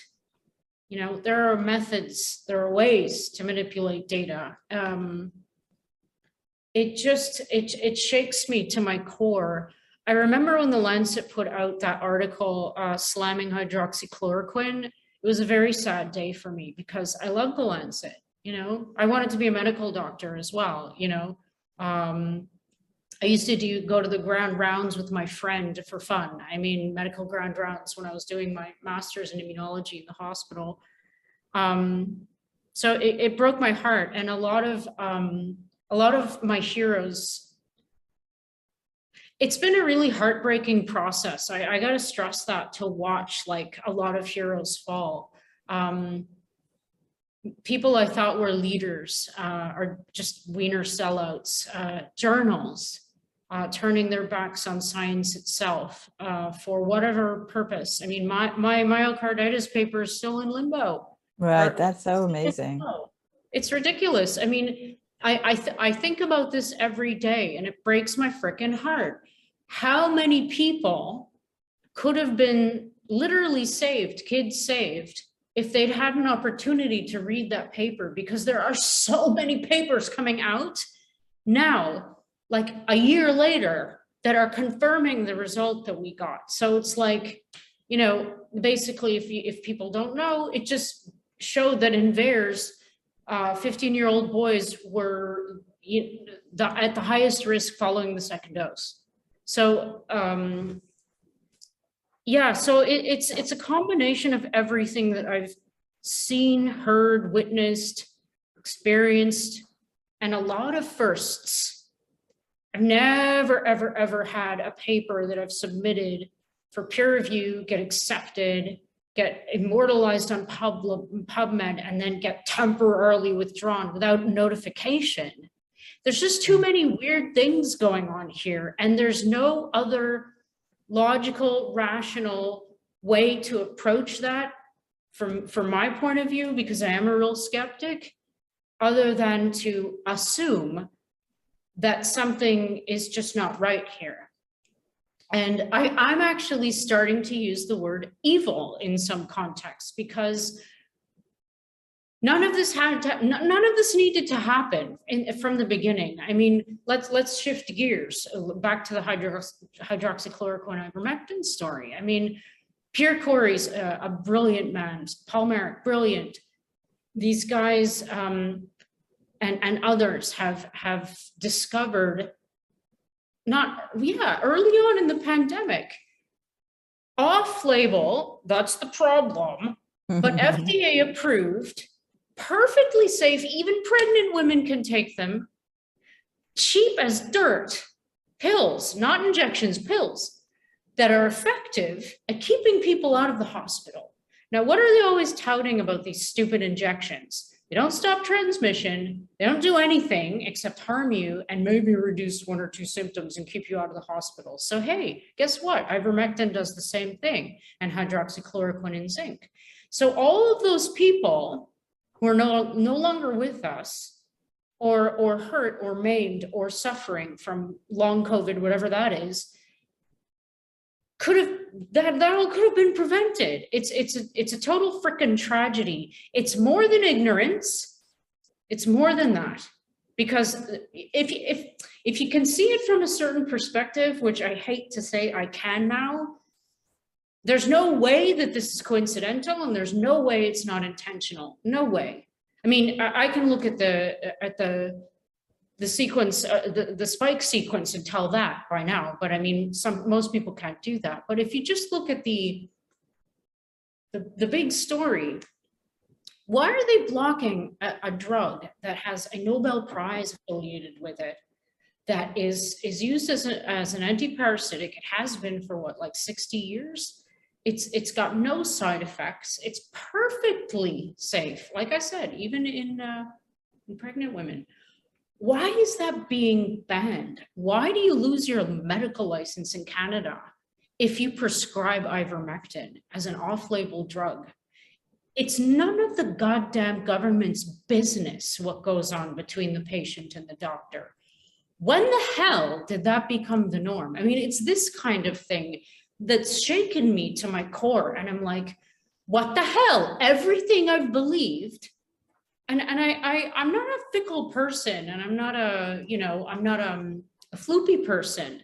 If I accept something as being like trustworthy, to find out that it's not is a big deal for me.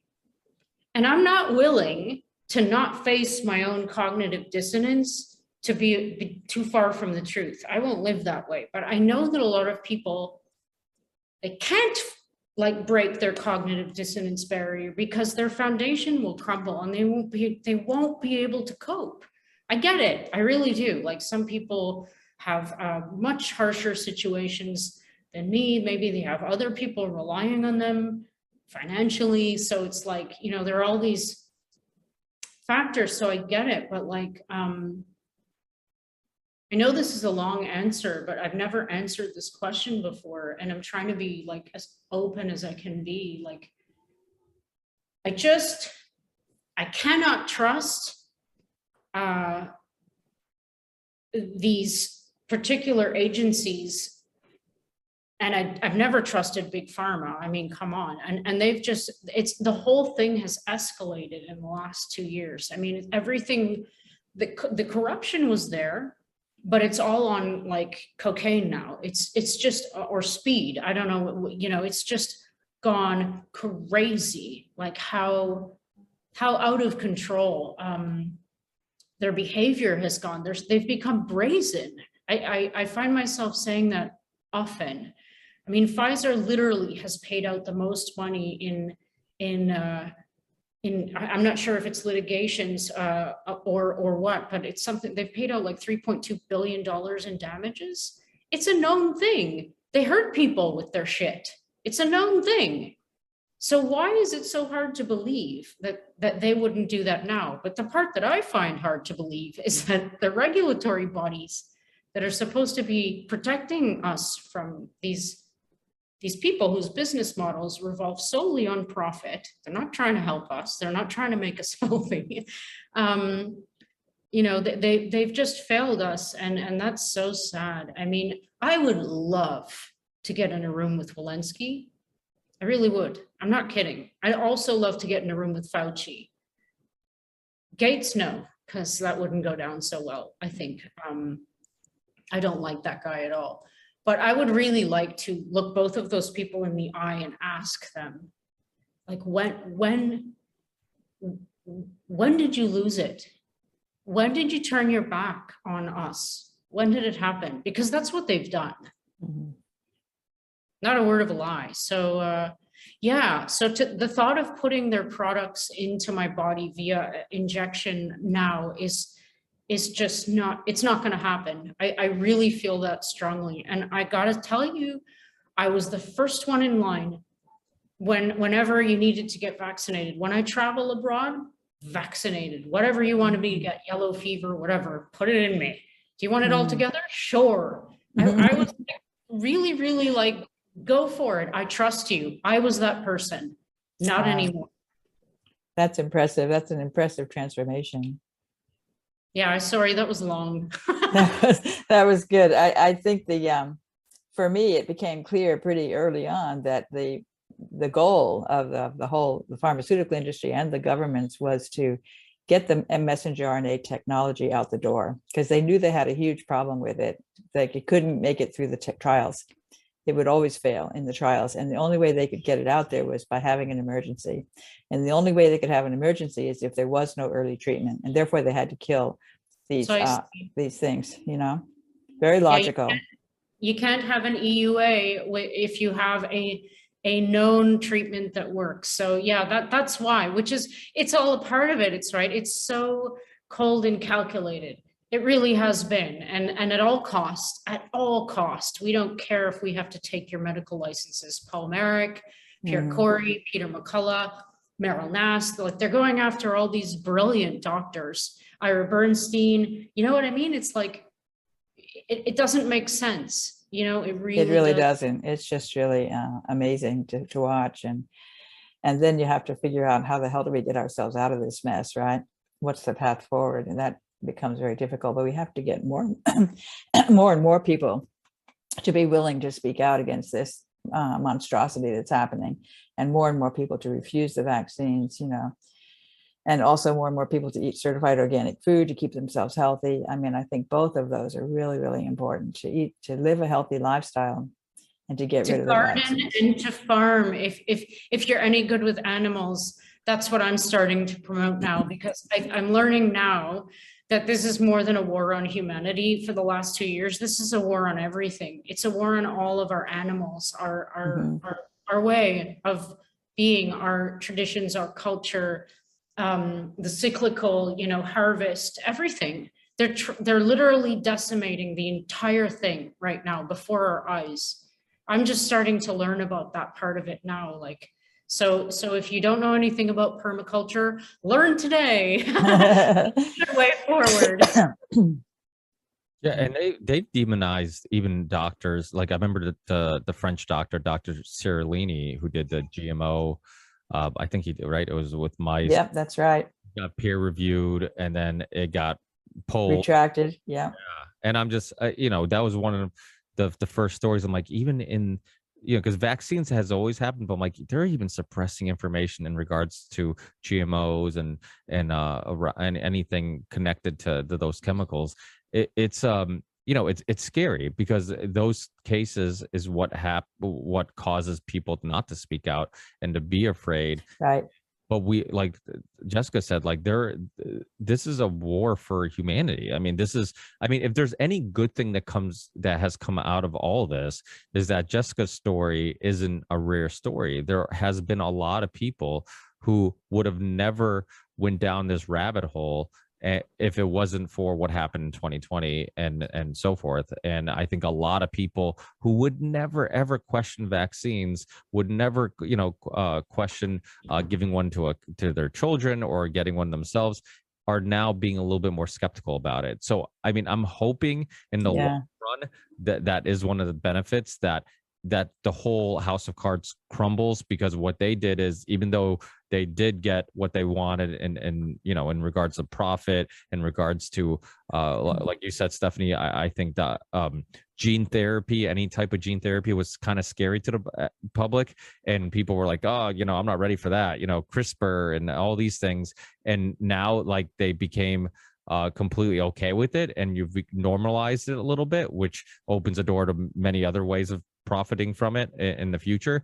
But I think it also has made people a little skeptical, people who weren't skeptical. I know in Massachusetts, another like just ridiculous thing that happened during the COVID lockdown, that when kids were going back to school, for no reason, they mandated the flu vaccine for kids. And yeah, it made no sense. I'm like, we're not even like, this isn't a war against the flu, and why are we doing that out of all things? And then I believe it was even Del Bigtree's nonprofit organization that ends up suing Massachusetts, and they end up removing that. But I knew a lot of people that were like, why would I want to do that? Why are they mandating the flu vaccine? And I looked at them like, you do realize, like, you've accepted the fact that your child has to be, is mandated to take all these other vaccines before going to school. This is just one more to add to the schedule, but you should be questioning all of them, especially like, the Hep shot, like all these things. I'm like, well, how does that even make any logical sense? Like, to give a child this, it's right. So and the HPV is one that I've been very concerned about, the Gardasil vaccine, which they've been pushing not only on the girls, but also the boys, even though the boys don't get cervical cancer, that's just unbelievable. And Gardasil is definitely linked to reproductive issues. Well, we're just living. I had Chris Newby on, who is a scientist. She wrote the book Bitten, and she was a scientist. I read that. That was a good book. Yeah, great book. And I had her on before 2020, and then I had her back on because I'm like, well, I think your book's more relevant than ever now, because it was about how the Lyme disease, how it could have been a weapon, and obviously that's a lot of the theory in regards to COVID, and this is why I think they suppressed the idea that could have came from a lab, because I think it would open up a box of worms in regards to like questioning how much benefit are we getting, is humanity getting from funding all this experimental studies and messing around with viruses and all this stuff. It's like, what benefit do we get out of it? And yet we could put up, humanity in danger because of it. And then like COVID, like Lyme disease, get something that we know very little about. That can really be misdiagnosed quite often. Lyme disease is, if in the East Coast, you see it all the time, but in the West Coast, people are misdiagnosed all the time because they just assume, it's not Lyme disease. And my mother's had it. She has tons of health issues because of it. My daughter, when she was 4, had it, and or 3 or 4, and this is when they didn't want kids going to the pediatrician unless it was like life or death. And I was like, hey, this is serious. Like, we found a tick on her. There's a ring. Like, we need to take care of this immediately. They gave her antibiotics, which I'm not a fan of. And mostly because I understand the importance of gut health. And I'm like, which one's worse, antibiotics or Lyme disease? So I'm like, but luckily, if you actually get diagnosed with it correctly and immediately, 2 weeks on antibiotics, it basically clears it up and really, basically isn't an issue. But if you get misdiagnosed or you don't pick up on it, you can have long-term issues, in all aspects, but these are all things, I think one thing that you guys are both saying that is really important is that let's take our health in our hands, let's eat properly, let's eat cleaner, let's exercise, let's, even if you believe in vaccine science, this idea of your of vaccines working and preventing you from, like, you're still dependent on your immune system. You're still using your immune system to fight a disease or a virus or whatever it may be. So, like, how about you increase the strength of your immune system by eating correctly, exercising, being outside, getting vitamin D, getting sunlight, you know, all these things that you know are so crucial in our own health. But I think like the public always wants that skinny pill, right? Like it's like, oh, you know, have you? I get people contact me all the time, like, oh, have you heard? Does this fat loss pill work? Or I'm like, you know, I know. I'm like, I don't know if that pill works, but I do know what does work: diet and exercise. I'm like, how about you do that? It's been Use your body. so it's, you know, that's such a people, and I think vaccines is the same thing. There's people who are high risk, right? We know obesity, people who are obese were high risk, who had 3 years to be low risk and lose weight and get in better shape. But they're like, I gotta wait for that vaccine. I'm like, how about even if you're waiting for the vaccine, you take your health in your own hands, eat better, you know, get fit, get in shape. So if you do get sick, you can handle it better. I mean, you saw how Joe Rogan handled it, and most people who are healthy people didn't have much of an issue with it, you know.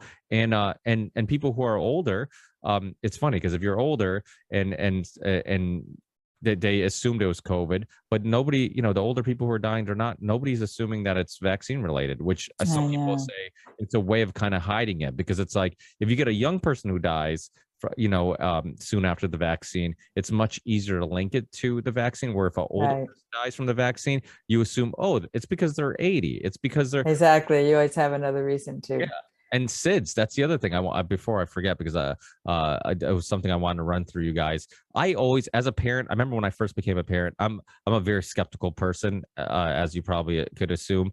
And when I heard SIDS, right, I'm not a person who just takes things at face value. Like I ask a lot of questions, mostly because I'm dumb and I'm trying to learn. But I ask a lot of questions because I'm like, if something doesn't make sense, I want to kind of dig into it. And I remember when my kids were born, I started hearing this term SIDS, and I'm like, okay, well, what is SIDS? They're like, oh, it's spontaneous, you know, infant death. And I'm like, that doesn't give me a reason of death. I'm like, what happens? And they're like, oh, we don't know. I'm like, so literally SIDS sounds like a made up thing. I'm like, it basically says we don't know what happened, so we're putting this blanket term that we're just gonna say it's SIDS, and then it sounds medical, it sounds scientific, it sounds like it was diagnosed and we have some evidence to prove that it was SIDS, but yet SIDS is nothing. It's like this made up term. And now you're starting to hear I don't know if they call it SADS.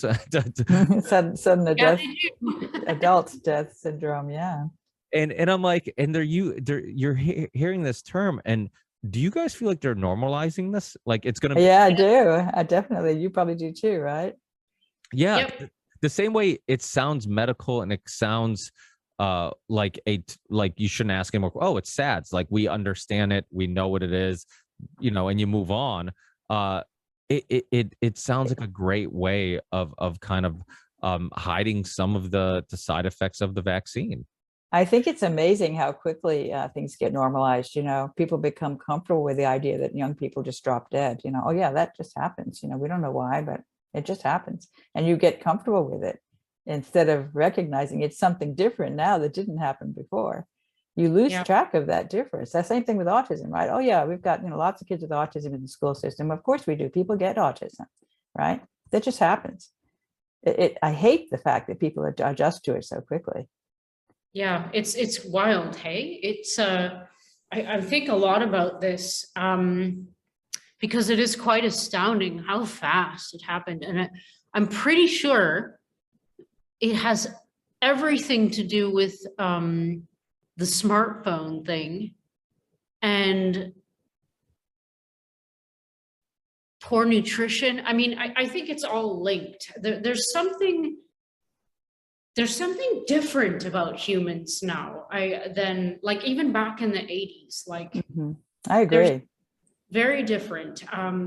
I mean, it's clear to see that we're different data wise. I mean, you know more about that than I do, but it's Stephanie, I think you keep hearing this transhumanism term, and I've done a lot of shows on it. You obviously you're an expert in a lot of the things we're talking about, and you've done a lot of research, and you also have a background in AI. I mean, what do you think that's where we're heading? Like this idea of like you're gonna I mean, what a human is changing. I mean, certainly there's a lot of technologists that are trying to make that happen. They're really enchanted with technology. Of course, Bill Gates is a very good example.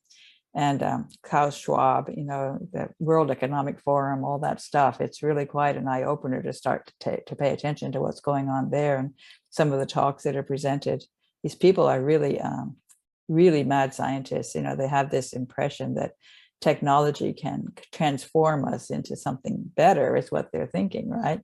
We will be enabled by technology to be much, much more powerful, much more capable than we would have been without it. That's the thought. And people talk about hooking up, electrodes to your brain and dumping computer stuff in there. I mean, there's just some really wacky ideas floating around about what we might be able to do with electronics. And certainly in my field, when I was working on computer dialogue systems, I had no idea about the ways that you might use this technology for evil, for surveillance, all that's happening now with massive overreach of the government in terms of all these cameras and snooping in on your speech. You can basically, you can recognize what you said, and then you can hook everything together so that they know everything about you. Whenever you're working on the computer, they're gathering information about your web pages that you're going to. I mean, all this stuff that's being gathered, all this information, and then the concept of using that information against you. And it's really become much more, I've become much more aware of all of that. It's government surveillance to the point where it gets to be 1984. The book 1984 was really, really progressive. It was written in the 1950s. The book 1984, right? Or of it. Yeah, we're getting there. It's a little late, it's a little past 1984, but they were anticipating 30 years, but it's taking a bit longer, but we're getting really close to that point now where, and China has these ways of tracking lots of information about the people, and you can be on your way to the airport and it'll give you, green light, yellow light, red light, basically. And if you get red lighted, you can't get on the airplane, and that could happen as you get to the airport. It could say, no, you can't travel. I mean, it can just be capturing information about you to decide that you're not a safe person in this country because you have some kind of political attitudes that we don't like. I mean, it's things like that could just cut you off. I think it's really scary to think about having metrics that they're using to measure how good you are as a citizen on the basis of how well you obey what the government wants you to do. That is really, really scary to me in the context of a government misbehaving, Exactly. Like, the thing that pisses me off about it is, like, who the hell made you leader? You know what I mean? It's like, you don't have anything other than more money. You are not intelligent, in my opinion. They're not. They're just mediocre people with a lot of money who are literally creating these weird ass guidelines to digitize humans. Like that's actually happening right now. That sounds like beyond a nightmare to me, and I will never subscribe to that. Thank you very much. That's where I think we're headed. I mean, I'm not exactly sure where the mRNA tech fits in. I think this was just a segue into the compliance to get the digital passport on the go personally. But you know what? I think Ricky and I have talked about this before, but you don't know this about me, Stephanie. My goal in life up until recently, when lots of things have changed, was to be a cyborg. I wanted to be a cybernetically enhanced being. I'm absolutely been obsessed with this my whole life. Like, wow, I did not know that. As soon as a lab came out with, say, nanobots that would, comprise some factor of the immune system, which would make me impermeable to cancer or something like that. I don't know. I had all these ideas. I'd be like, sign me up.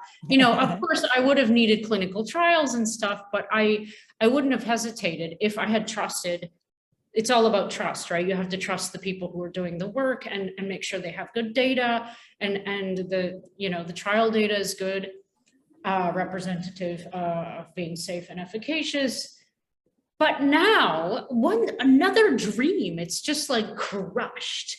Like, I want nothing to do with that anymore because of all of this, because it just seems to me, no matter how beautiful, and I hate saying this, no matter how beautiful the technology, the ideas, the visions, it always seems like some person like bastardizes it to the point where humans get hurt, where things are used to destructive ends instead of gorgeous constructive ends. I mean, there's so much to go around on our planet. We're so smart, or we're supposed to be. We have endless creativity. We could have a world, and I don't mean a planet, I mean a world where everybody lives in abundance. And I don't just mean like has enough to eat and whatever. I mean, everyone is living in abundance so that there's no desire to steal or crush other people or shoot people in schools and all that crap. It's like, that's where we could be. And yet we're not, because of this consistent weird hierarchy of like, I don't know, man. Why is it so cyclical? That's what I want to say. Like, history keeps repeating itself and we're not learning. Like, hello. I go on these rants sometimes and it's like, I just can't get over how this ties into like people getting fooled, because I think everybody's been massively fooled by this latest con. I can't believe it's happening again. Like, and it will happen again if we get out of it. That's the thing. It's like, yeah. So I don't want to be a cyborg anymore. I'm glad that you changed your mind on that. Yeah. My brother is got a company now that he founded called Sanctuary, where he's building cybernetic organisms, like robots combined with AI. So he's actually doing that now. So yeah, I'm still interested. I'm very interested in it from a science point of view, but like from a deployment point of view, it's like, man, if you won't give people the choice to sign up to participate in your experiments, then what, you're just Mendele. Like what do you want? Like this isn't how this isn't how people are actually going to accept the programming in the end. Like, it will always fail if you force things on people. That's what I believe. But imagine, I don't know. I'm getting a little bit apocalyptic here. I just can't believe that the devastation in the interim, like it's so unnecessary. Sorry, I'm like getting a little bit like down. I know. The thing is, I can picture a world that would be so much better. And I feel like we should be smart enough to realize that that's the world we need in order to have a long-term survival on this earth as humans, And why can't everybody just, jump on board and start changing things to do things right? As far as, regenerative agriculture, that would go a long ways towards helping the climate change situation. We've got so many threats right now that are a consequence of the way we've been behaving in the past 100 years. Pharmaceutical industry, I think, any kind of synthetic chemical is watch out. I think we should really almost, change medicine to say you can only use things that are natural. Anything synthetic, no, you can't use it. Because so many drugs have been shown to, people, Vioxx, for example, the drug gets past the approval process, it gets out, lots of people die, takes a long time, there's some lawsuits, finally it gets withdrawn, And this happens over and over again. And all the drugs that people are taking for mood altering drugs, they're really bad and they're causing enormous numbers of awful side effects. You can look at in the FDA's drug adverse event reporting system. And you'll see that. Well, including death, yeah. I was going to say the DSM, you want to talk about unscientific. I mean, how they call everything a chemical. I know I have a cousin of mine who has dealt with anxiety and depression. They say she has chemical imbalance. They give her a pill. I'm like, did they test you for the chemical imbalance? Do they know which chemicals imbalance, how imbalanced it is? No, they don't. So what you do is you become a guinea pig. Try this pill, then try that pill. Try this that pill. Try this pill. Try up the dosage of this pill. Lower the. It's like it's so unscientific, and you become and yet we know that exercise is great for antidepressants.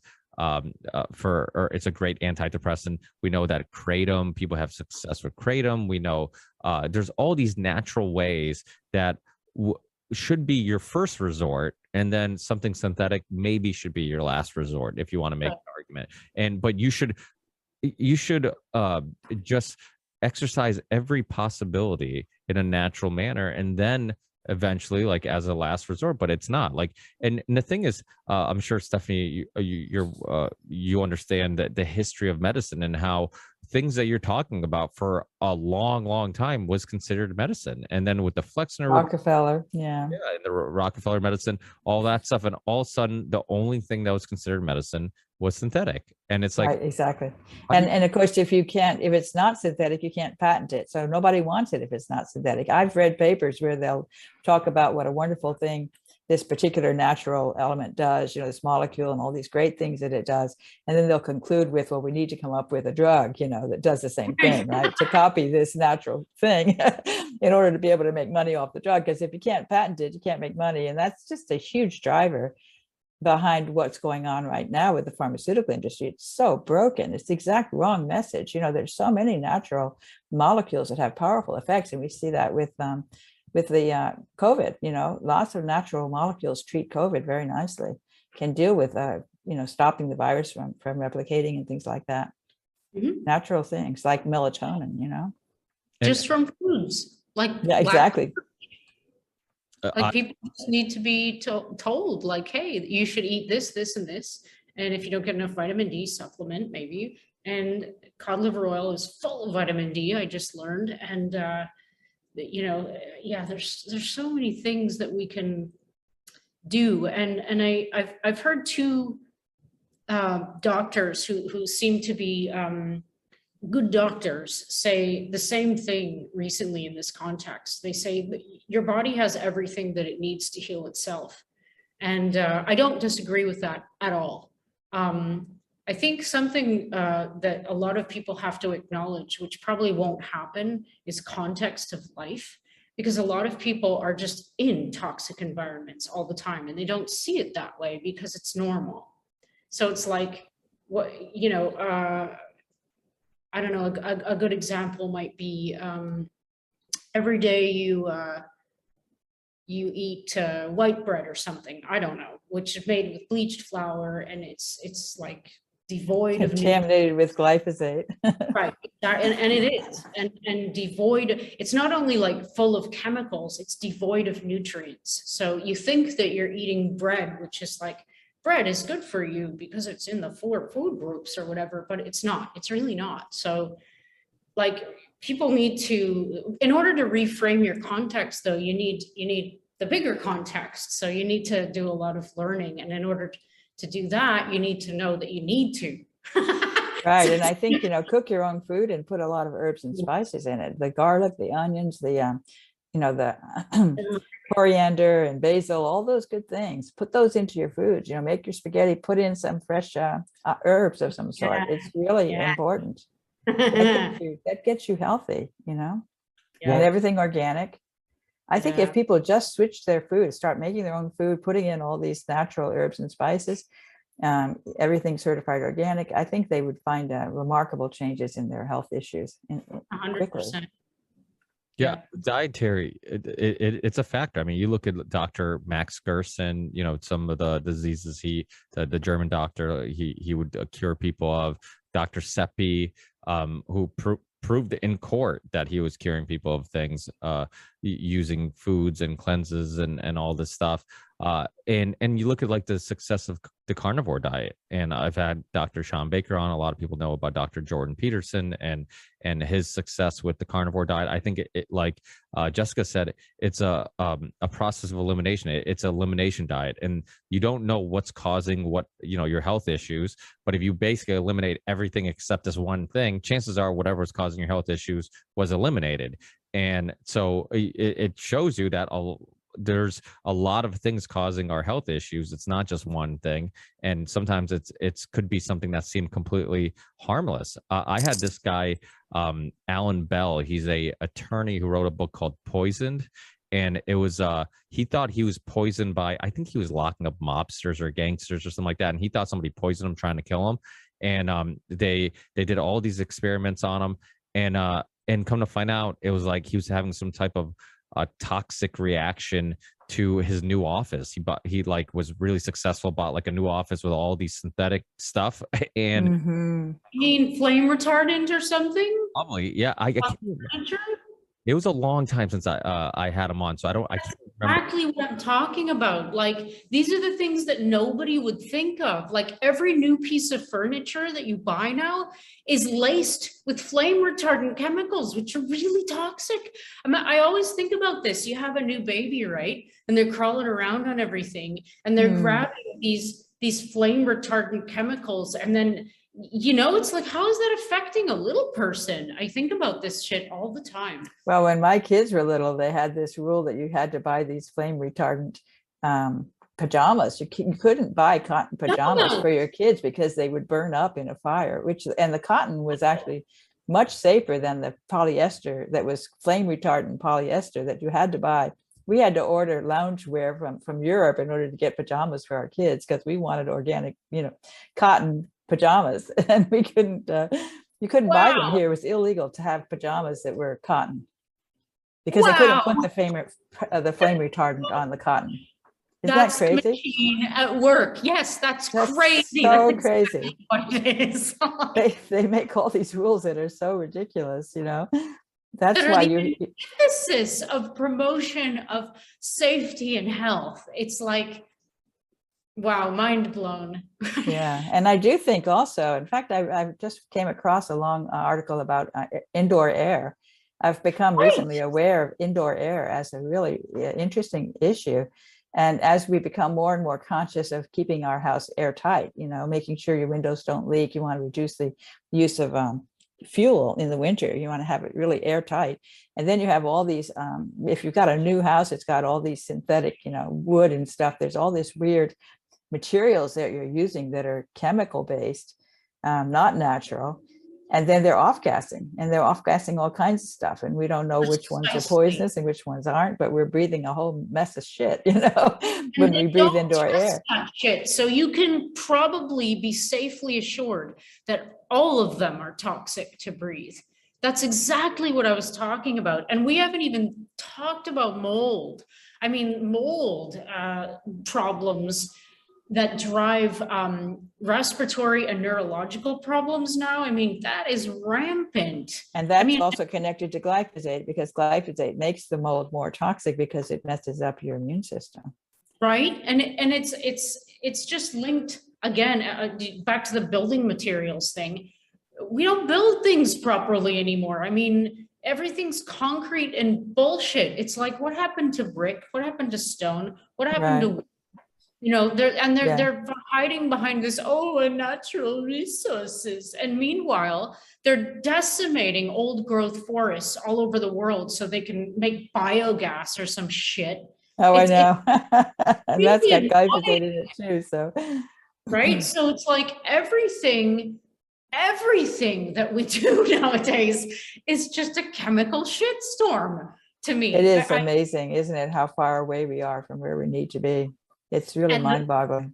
Exactly. And we see it, but that's the problem, I think. Like a lot of people, just because they haven't known anything else, the phones are the same thing. Most young people now have never even been alive without this stupid gadget. I know. And it's occupying most of their time. It's really interesting to see the teenagers hanging out, in a circle, and they're all on their iPhones communicating with each other by the iPhone. It's just really crazy. And I'm like, why are you taking a picture of yourself? You're with your friends. Have fun. I know. Yeah, it is really such a different time, isn't it? And the way kids grow up today and what their focus is, and it's just really hard to know where we're headed. It seems like we have a long ways to go to get back to where we need to be. Yeah. And it's scary because it seems like when you see a group of people not enjoying each other's company and they'd rather stare at their phone, it's almost like we have lost the battle against like the natural world versus the digital world. Like I know. Yeah, that's really true. It's metaverse, right? Just live in the metaverse and forget the normal. People become so engaged in what's happening in the electronic devices that their physical world experience becomes almost nothing, and they're just like totally bored with the real world, and everything has to be in this cyberspace kind of false reality. I think we could get to the point where people forget how to just hang out together and have a conversation, I think we're there now. But that's another good point. I'm all for people like choosing whatever path they want to take. And I think it's like The Matrix is the best movie ever, of course. And the last scene, when the architect walks in and he's like, they're making the deal to let the humans who want out of the Matrix go because, they want peace. And I think that's such a gorgeous proposal to even to the psychopaths, if they weren't so stupid that they wouldn't understand it. I'm like, listen, a lot of people would willingly accept your programming right now. They would take your shots, they would do the digital passports. We've seen it. They don't have any problem doing it. For whatever reason, they've subscribed to a certain way of living, way of thinking. They're kind of like, in the monotonous number space. I don't know what to call it, but there's this other group of people who could never do that. And I don't know why. I don't understand, why you and me and you are in this other group. But here's the thing. If we were just given a choice, like you can live in the simulation, you can live in the Matrix and power the robots, or you can live in the real world. You have a choice. Why don't they give us that choice? Just leave us like Australia. We'll live in Australia or Hawaii or whatever. We'll choose a place and we'll all live there. And you people leave us the frick alone. Like I have ideas like this as an actual solution, because I'm like, how the hell are we going to get out of this? Because it's like we're very interspersed in this, in the population mass amongst most people who are very willingly going along with this. And I understand that maybe they don't understand fully the nature of what's dictating their lives, but I don't buy that. I think people need to start taking freaking responsibility for themselves a little bit more. I mean, stop relinquishing all of your bloody power to something as meaningless as a government.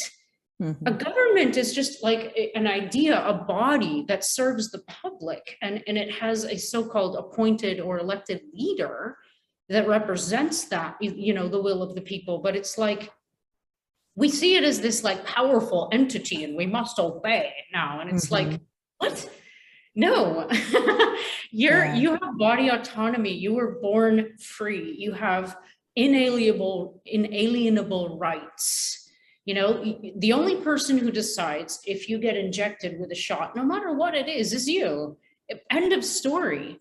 It's like they're and even that, come on, people. Like, it's not that I don't understand what happened in the coercion and that people, don't want to lose their jobs and they want to travel and all that stuff. But ultimately, I also don't understand how, people gave up something as vital as their basic rights and freedoms. I mean, the green passport went all in where I live for a long time, like 2 years or something almost.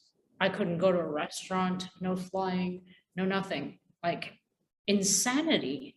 And I don't get why people didn't step back and look at that and say, oh my God, they're asking me for papers to get into a restaurant. I know, that's really scary, isn't it? Right? Under the guise of public health. Right. And you have to wear this stupid thing on your face, but you don't have to wear it when you're in the restaurant. I know. That's so crazy.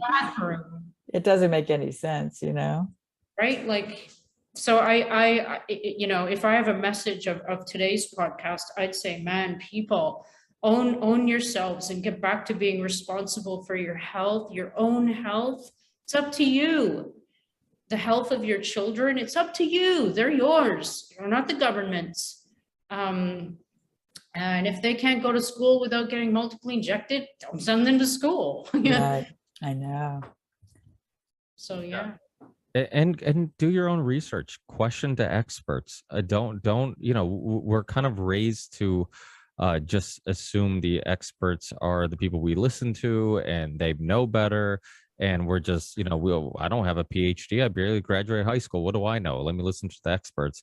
But it's not true. I've told the story a few times on the show because I think it's relevant and important for people to hear a example about how you shouldn't trust the experts. Jim Abrams, who was a filmmaker who did some of my favorite films, Naked Gun and Airplane. He did all those films. He started a foundation called the Charlie Foundation, named after his son. His son had these violent seizures. Tons of them a day. Could not figure out what was going on. They had surgery to try to fix it. They had him on every single med you could think of to try to fix it. Couldn't figure it out. This was at the height of his filmmaking career, so he had access and resources to get to all the best doctors, hospitals. He saw all the most respected experts, and all the experts did was just keep suggesting more pills and more synthetic ways of resolving the issue. He ends up running into this John Hopkins research about the ketogenic diet and showing that there's success with curing children of these seizures using the ketogenic diet by putting these children in ketosis. They end up resolving this issue. Goes to his doctor, says, "Hey, I ran into this research. Like, how come you haven't suggested this? Why? Oh, that seems too hard. That'd be really hard to do." And he looked at his doctor and it's like, harder than dealing with 100 seizures a day, violent seizures a day. Like, no, I'm going to give it a try. He gives it a try, cures his kid of seizures, ends up starting a foundation called the Charlie Foundation, named after his son Charlie. A film was also made, Speak No Evil, I believe was the name of the film, based on the story.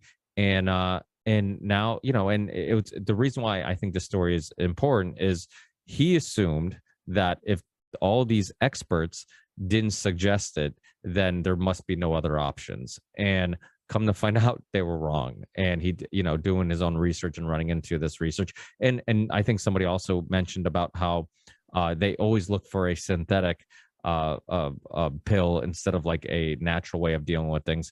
Well, that John Hopkins research was something that they were entertaining until eventually that's exactly what happened. John Hopkins is like, you know what, we found some synthetic success in these pills, so now we stop looking at this dietary research on curing this issue. There you go. It's like the common theme with everything. It's like I've had Dr. Dominic D'Agostino on too, who's kind of a few times, and he's super intelligent. Love Dom D'Agostino, and he one of the leading researchers at I believe it's Florida University on the ketogenic diet. He's been on every major podcast talking about it. And same thing, like the Navy, I believe it was the Navy who contacted them. They were looking for like a synthetic way of recreating ketosis. Right. That's so sad, isn't it? That they always want to try to find something they can patent to make more money off of this natural thing that is so much healthier. Almost always when it's synthetic, that's not going to work the way you want it to. It's really, most of the drugs I think are basically poisons. And there's always going to be some type of side effects. Exactly. The thing about a natural route is that worst case scenario, it doesn't work. It's same thing with vitamins. Exactly. Vitamins are the same thing. It's like doctors will tell you that eating better will help with your health, but they won't tell you that taking vitamins would help with your health. Like if you say, hey, I've heard that this vitamin helps with this issue or that, they'll kind of poo-poo it and kind of like dismiss it. And it's like, wait, but aren't vitamins just extracts of the foods? Like if getting the minerals and vitamins from my food and eating healthier, more nutritionally dense food helps my health, why wouldn't a vitamin that basically is doing the same thing, just giving me more of those vitamins? It's like they're so brainwashed and believing, and symptom management too, right? Like it's all symptom management. That's the other thing people have to realize. Like you go to a doctor, you tell him your symptom, he gives you a pill for that symptom. He doesn't get to the root cause of the issue. So whatever's causing that issue still exists and will still continue to exist. And that pill you're taking for that symptom has other symptoms, which will lead you down the road of more pills for more symptoms, and just endless. I forget which comedian said it, but it's so true. To like what, when they were growing up, the doctor used to ask, "Are you on any pills?" Today they ask, "How many pills are you on?" It's like that's a good joke. Yeah, it's like basically it's we've accepted it as just a normal way of life. I know I've held you guys up for a long time, and Jessica, what is it? Is it still 2022? It's over 2 hours, which is impressive. Yeah, we always do this. Can I read something to you guys, which is really relevant? Sure. This is from written by Chris Masterjohn, who is he's got a PhD in nutritional sciences, so it's really he's really a smart guy. I like him a lot. Man, I adore him. He's really serious. He has a website, Chris Masterjohn PhD, and he wrote this article today. It's basically a his Cole's notes on Robert F. Kennedy's new book. But anyway, I just want to read you a paragraph. It's about liability and the lack thereof of the pharmaceutical companies and their biologicals. So this paragraph is called "Follow the Liability Shield." Liability shields protect and incentivize the distribution of unsafe products. But from the pharmaceutical industry's perspective, they protect their profits from being eaten away by lawsuits. Within the US, a total liability shield for vaccines is provided by the 1986 National Childhood Vaccine Injury Act to any vaccine added to the CDC schedule for children or pregnant women. By the way, that's why VAERS exists. Once on the schedule for children or pregnant women, the liability shield applies to all Americans, even adult men. Liability protection is also given for drugs and vaccines developed during pandemics declared by the Public Readiness and Emergency Preparedness PrEP Act of 2005. So as long as the emergency declared has no existing treatments that can be used early in the course of the disease, these liability shields are not in any way analogous to insurance underwriting. They are meant to provide liability for products that insurance companies would never agree to underwrite. In fact, the 1986 Act was a response to the insurance markets for vaccines collapsing after a 1983 study finding that the DTP vaccine was killing 1 in every 300 babies that received it. Wow. Yeah. So this is who we're dealing with. I mean, right. Again, there's no liability here. If you're injured, you're on your own. You don't get compensation by any definition of what I think compensation would be. And it's all moot anyway, because the bottom line is there should be no forcing, and by God, there should be no mandated force. I know, that's so outrageous, isn't it? Of the use of a biological product that is experimental for a non-deadly viral pathogen. I mean, cut it out. Stop pushing this crap on us. We're done with it. That's my feeling of the public, the public's feeling now. Of course, there are still people who are afraid and they're going for their monkeypox vaccines and all that stuff. I think that's messenger RNA also. Am I right? The monkeypox vaccine? No, that's oh gosh, I did a Substack on this, but it's too long ago. No, it's not mRNA. Okay. There's a new version that isn't as dangerous as the Adam 2000 called Jynneos. Wait, let me look real There's quick. a smallpox vaccine that they were using for monkeypox, but then I think I maybe got it wrong. I thought there might be a new monkeypox vaccine based on mRNA. Maybe there is. Maybe I'm not up to date. Oh God. I'm not sure. I have that in my head, but I'm not sure where I heard it. So I could be false information.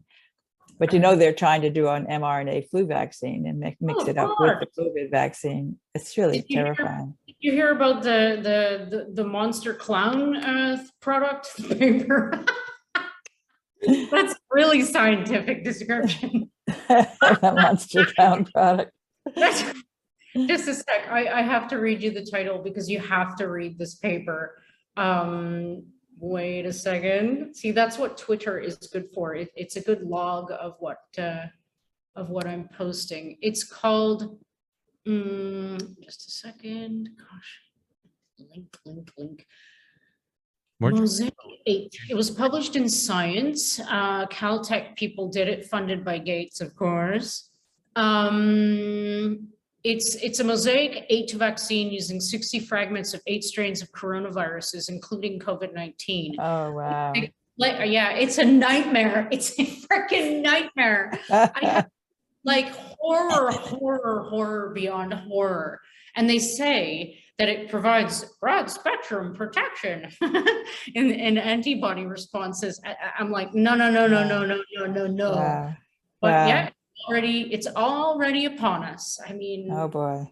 Yeah. Well, God help us all. I don't know how we're going to, how humanity is going to survive the assault that we're faced with right now. I don't know how we're going to survive it, but by not agreeing to participate, it's the only way. So yeah, we just need to keep telling people like the truth about what's going on. The paper's called Mosaic RBD Nanoparticles Protect Against Challenge by Diverse SARS-CoV Viruses in Animal Models.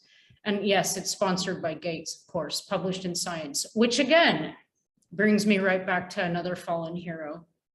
I'm ashamed that Science would publish that. I mean, the conflicts of interest, the funding agencies, it's all the same people. It's all the same person.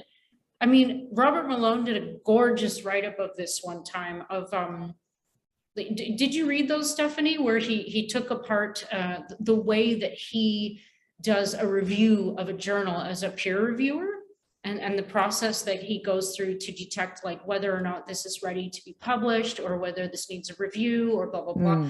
He did an excellent job describing to us like what processes he goes through. And he calls a number of things that he sees that are problematic, which would probably indicate to him that he would not suggest that it be accepted with review. For example, red flags like conflicts of interest, for example, or funding agencies having conflicts of interest, or, et cetera. But like, it's another thing, like these FDA and VRBPAC experiences that I've had. I mean, the judges on those panels, there were 21 the last time that voted, the last time I spoke, that voted 21-0. And they have financial conflicts of interest. They do. They have PDF documents describing these things. One of the guys, if they say yes, his company makes, I think it was 2 million, it might have been 5 million, multiple millions of dollars in funding. Why the hell wouldn't he say yes? I know. It's the money. The money is really a big part of the problem. Huge. I mean, come on, guys, put on some pants, grow a pair and realize that money isn't valuable. You know what's valuable? Air, water. Right. There you go. Life. And that's a wrap. No. That's a wrap. Thank you. Good summary. So for people listening who want to, you are, I know you were in Twitter jail for a little bit, right, Jessica? I mean, you just got on. I don't know what happened. I'm the weirdest Twitter person ever. I got 3 separate emails that were identical saying you violated our rules. And they showed me the post that violated their rules. And they said, you're locked out of your account. So I went in, I wasn't locked out, and I kept posting normal. So I went to my friends, I went to Josh and my UK group and a bunch of other people. And I'm like, they're like Twitter, like fanatics. And I'm like, what does it mean to be locked out? Because it doesn't appear to mean anything. And they're like, no, you're not locked out. And I'm like, so what the hell is going on? So I wasn't actually locked out. So I'm either being set up or I don't know what. I think that's really strange. They locked me out and I had to. Oh, you're locked out? No, I'm back, but they locked me out because of something that I posted and I protested. I said, no, I don't agree. I want to, protest it. And then they let me sit on the protest. They don't come back to me. So like 2 weeks later, they still haven't they won't let me back in unless I say, yes, that was incorrect what I posted. That was false news. And I agree with you that it was false, which I really hate to do, right? You go ahead and say, okay, fine, I agree with you. I said something bad, it was wrong. And then they let you back in. So I basically caved. Did you tell them that you hit yourself on the hand? I know. I really hate it when they force you to admit that you were wrong when you weren't wrong, right? That's what's really, really awful in order to get back in. So I've been posting stuff that everything I post practically, I'm worried it's going to get me again, but so far so good. Since that one, I've been so far, I expect it around the corner, but so far I've managed to. And that's the thing, of course, you're always guessing with Twitter, and your people are afraid to post things because of this, which works very well to naturally censor, right? People don't post it because they're afraid they're going to lose Twitter. Keeps it very, that's a great way to censor the information. Fear is a very strong motivator. Yeah, and it causes people to self-censor, like you said. Exactly, right. They won't post it because they're afraid it's going to kick them out. Exactly. And there's still a lot of people who go on Twitter to get their news and get information, and if they're not seeing it there, they assume it doesn't exist. And it's a huge issue. I got kicked off YouTube I knew it was a matter of time, but during COVID it really sped up my my strikes and all that stuff, and medical information. And it was, but thank God that there's other platforms.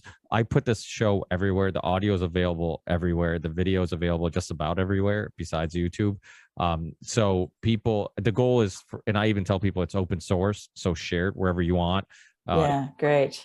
Yeah, I mean, I'm a big fan of James Corbett. When I first started my show in 2013, he was one of the first guests on my show, and I loved the way he did his work. He said everything was open source, so feel free to post it and share it anywhere you want. And I'm like, that's a great idea. Like, well, who cares if I get the clicks? The important thing is people get the information or the conversation. And so that's what I always tell people. I'm like, hey, share it, post it anywhere you want. That way, if I get censored on one spot, it may be available somewhere else, and it makes it almost impossible to redundancy. Yeah, that's good. Which is really important. But for people, so the good thing is that's why I let people say whatever they want on the show. I don't care. I'm not going to self-censor. And so I've been on people's shows where they're on YouTube and they're like, hey, can we kind of tiptoe around the COVID word? Can we, and I'm yes, I've had that too. Yeah. Let's not talk about vaccines. Let's just talk about glyphosate. I've had that happen. But it's a shame. I mean, I get it. Some people are trying to make a living. I mean, YouTube, after getting kicked off YouTube, I saw how important, like, I didn't really care that much about YouTube, but I saw how much it affected me in regards to people Googling the show, because once you're censored off YouTube, now you're on a list on Google also, because it's all one company. So before, people could Google the Ripple Effect podcast and nothing but pages of my show. And now you Google it and it's like, sometimes I'll put in the exact name of the guests, the exact show info, everything, and it doesn't come up. I'm like, what is going on here? I'm like, right. That's tremendous censorship going on. They've got very fancy algorithms there to make sure that the information doesn't get out. Yeah, I'm a horrendous speller, so I know how good Google is at figuring out what I'm looking for. And yet I put in the exact name of the show and guess, and you can't find it. It's like, no, that's, stuff's being suppressed. So, that's why it's important to have shows like this. And more important, these shows wouldn't exist if there weren't people who were willing to speak out, like yourselves. So, we talked a lot about, like, what are we going to do to save humanity? I think a big part of it is do these type of interviews. I know both of you are very willing to do as many interviews as possible to get this information out there. And hats off, because like we said, there's a lot of people who are too worried about their own career or financial interests to do that. But for people listening who want to keep up with your work, want to keep up with whatever future projects you have going on, what are the best spots to keep up with you guys?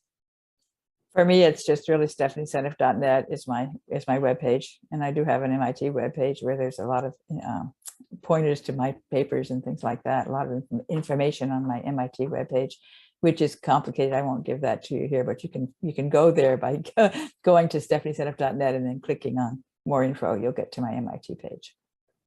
And you are on Twitter? So I am on Twitter, yes.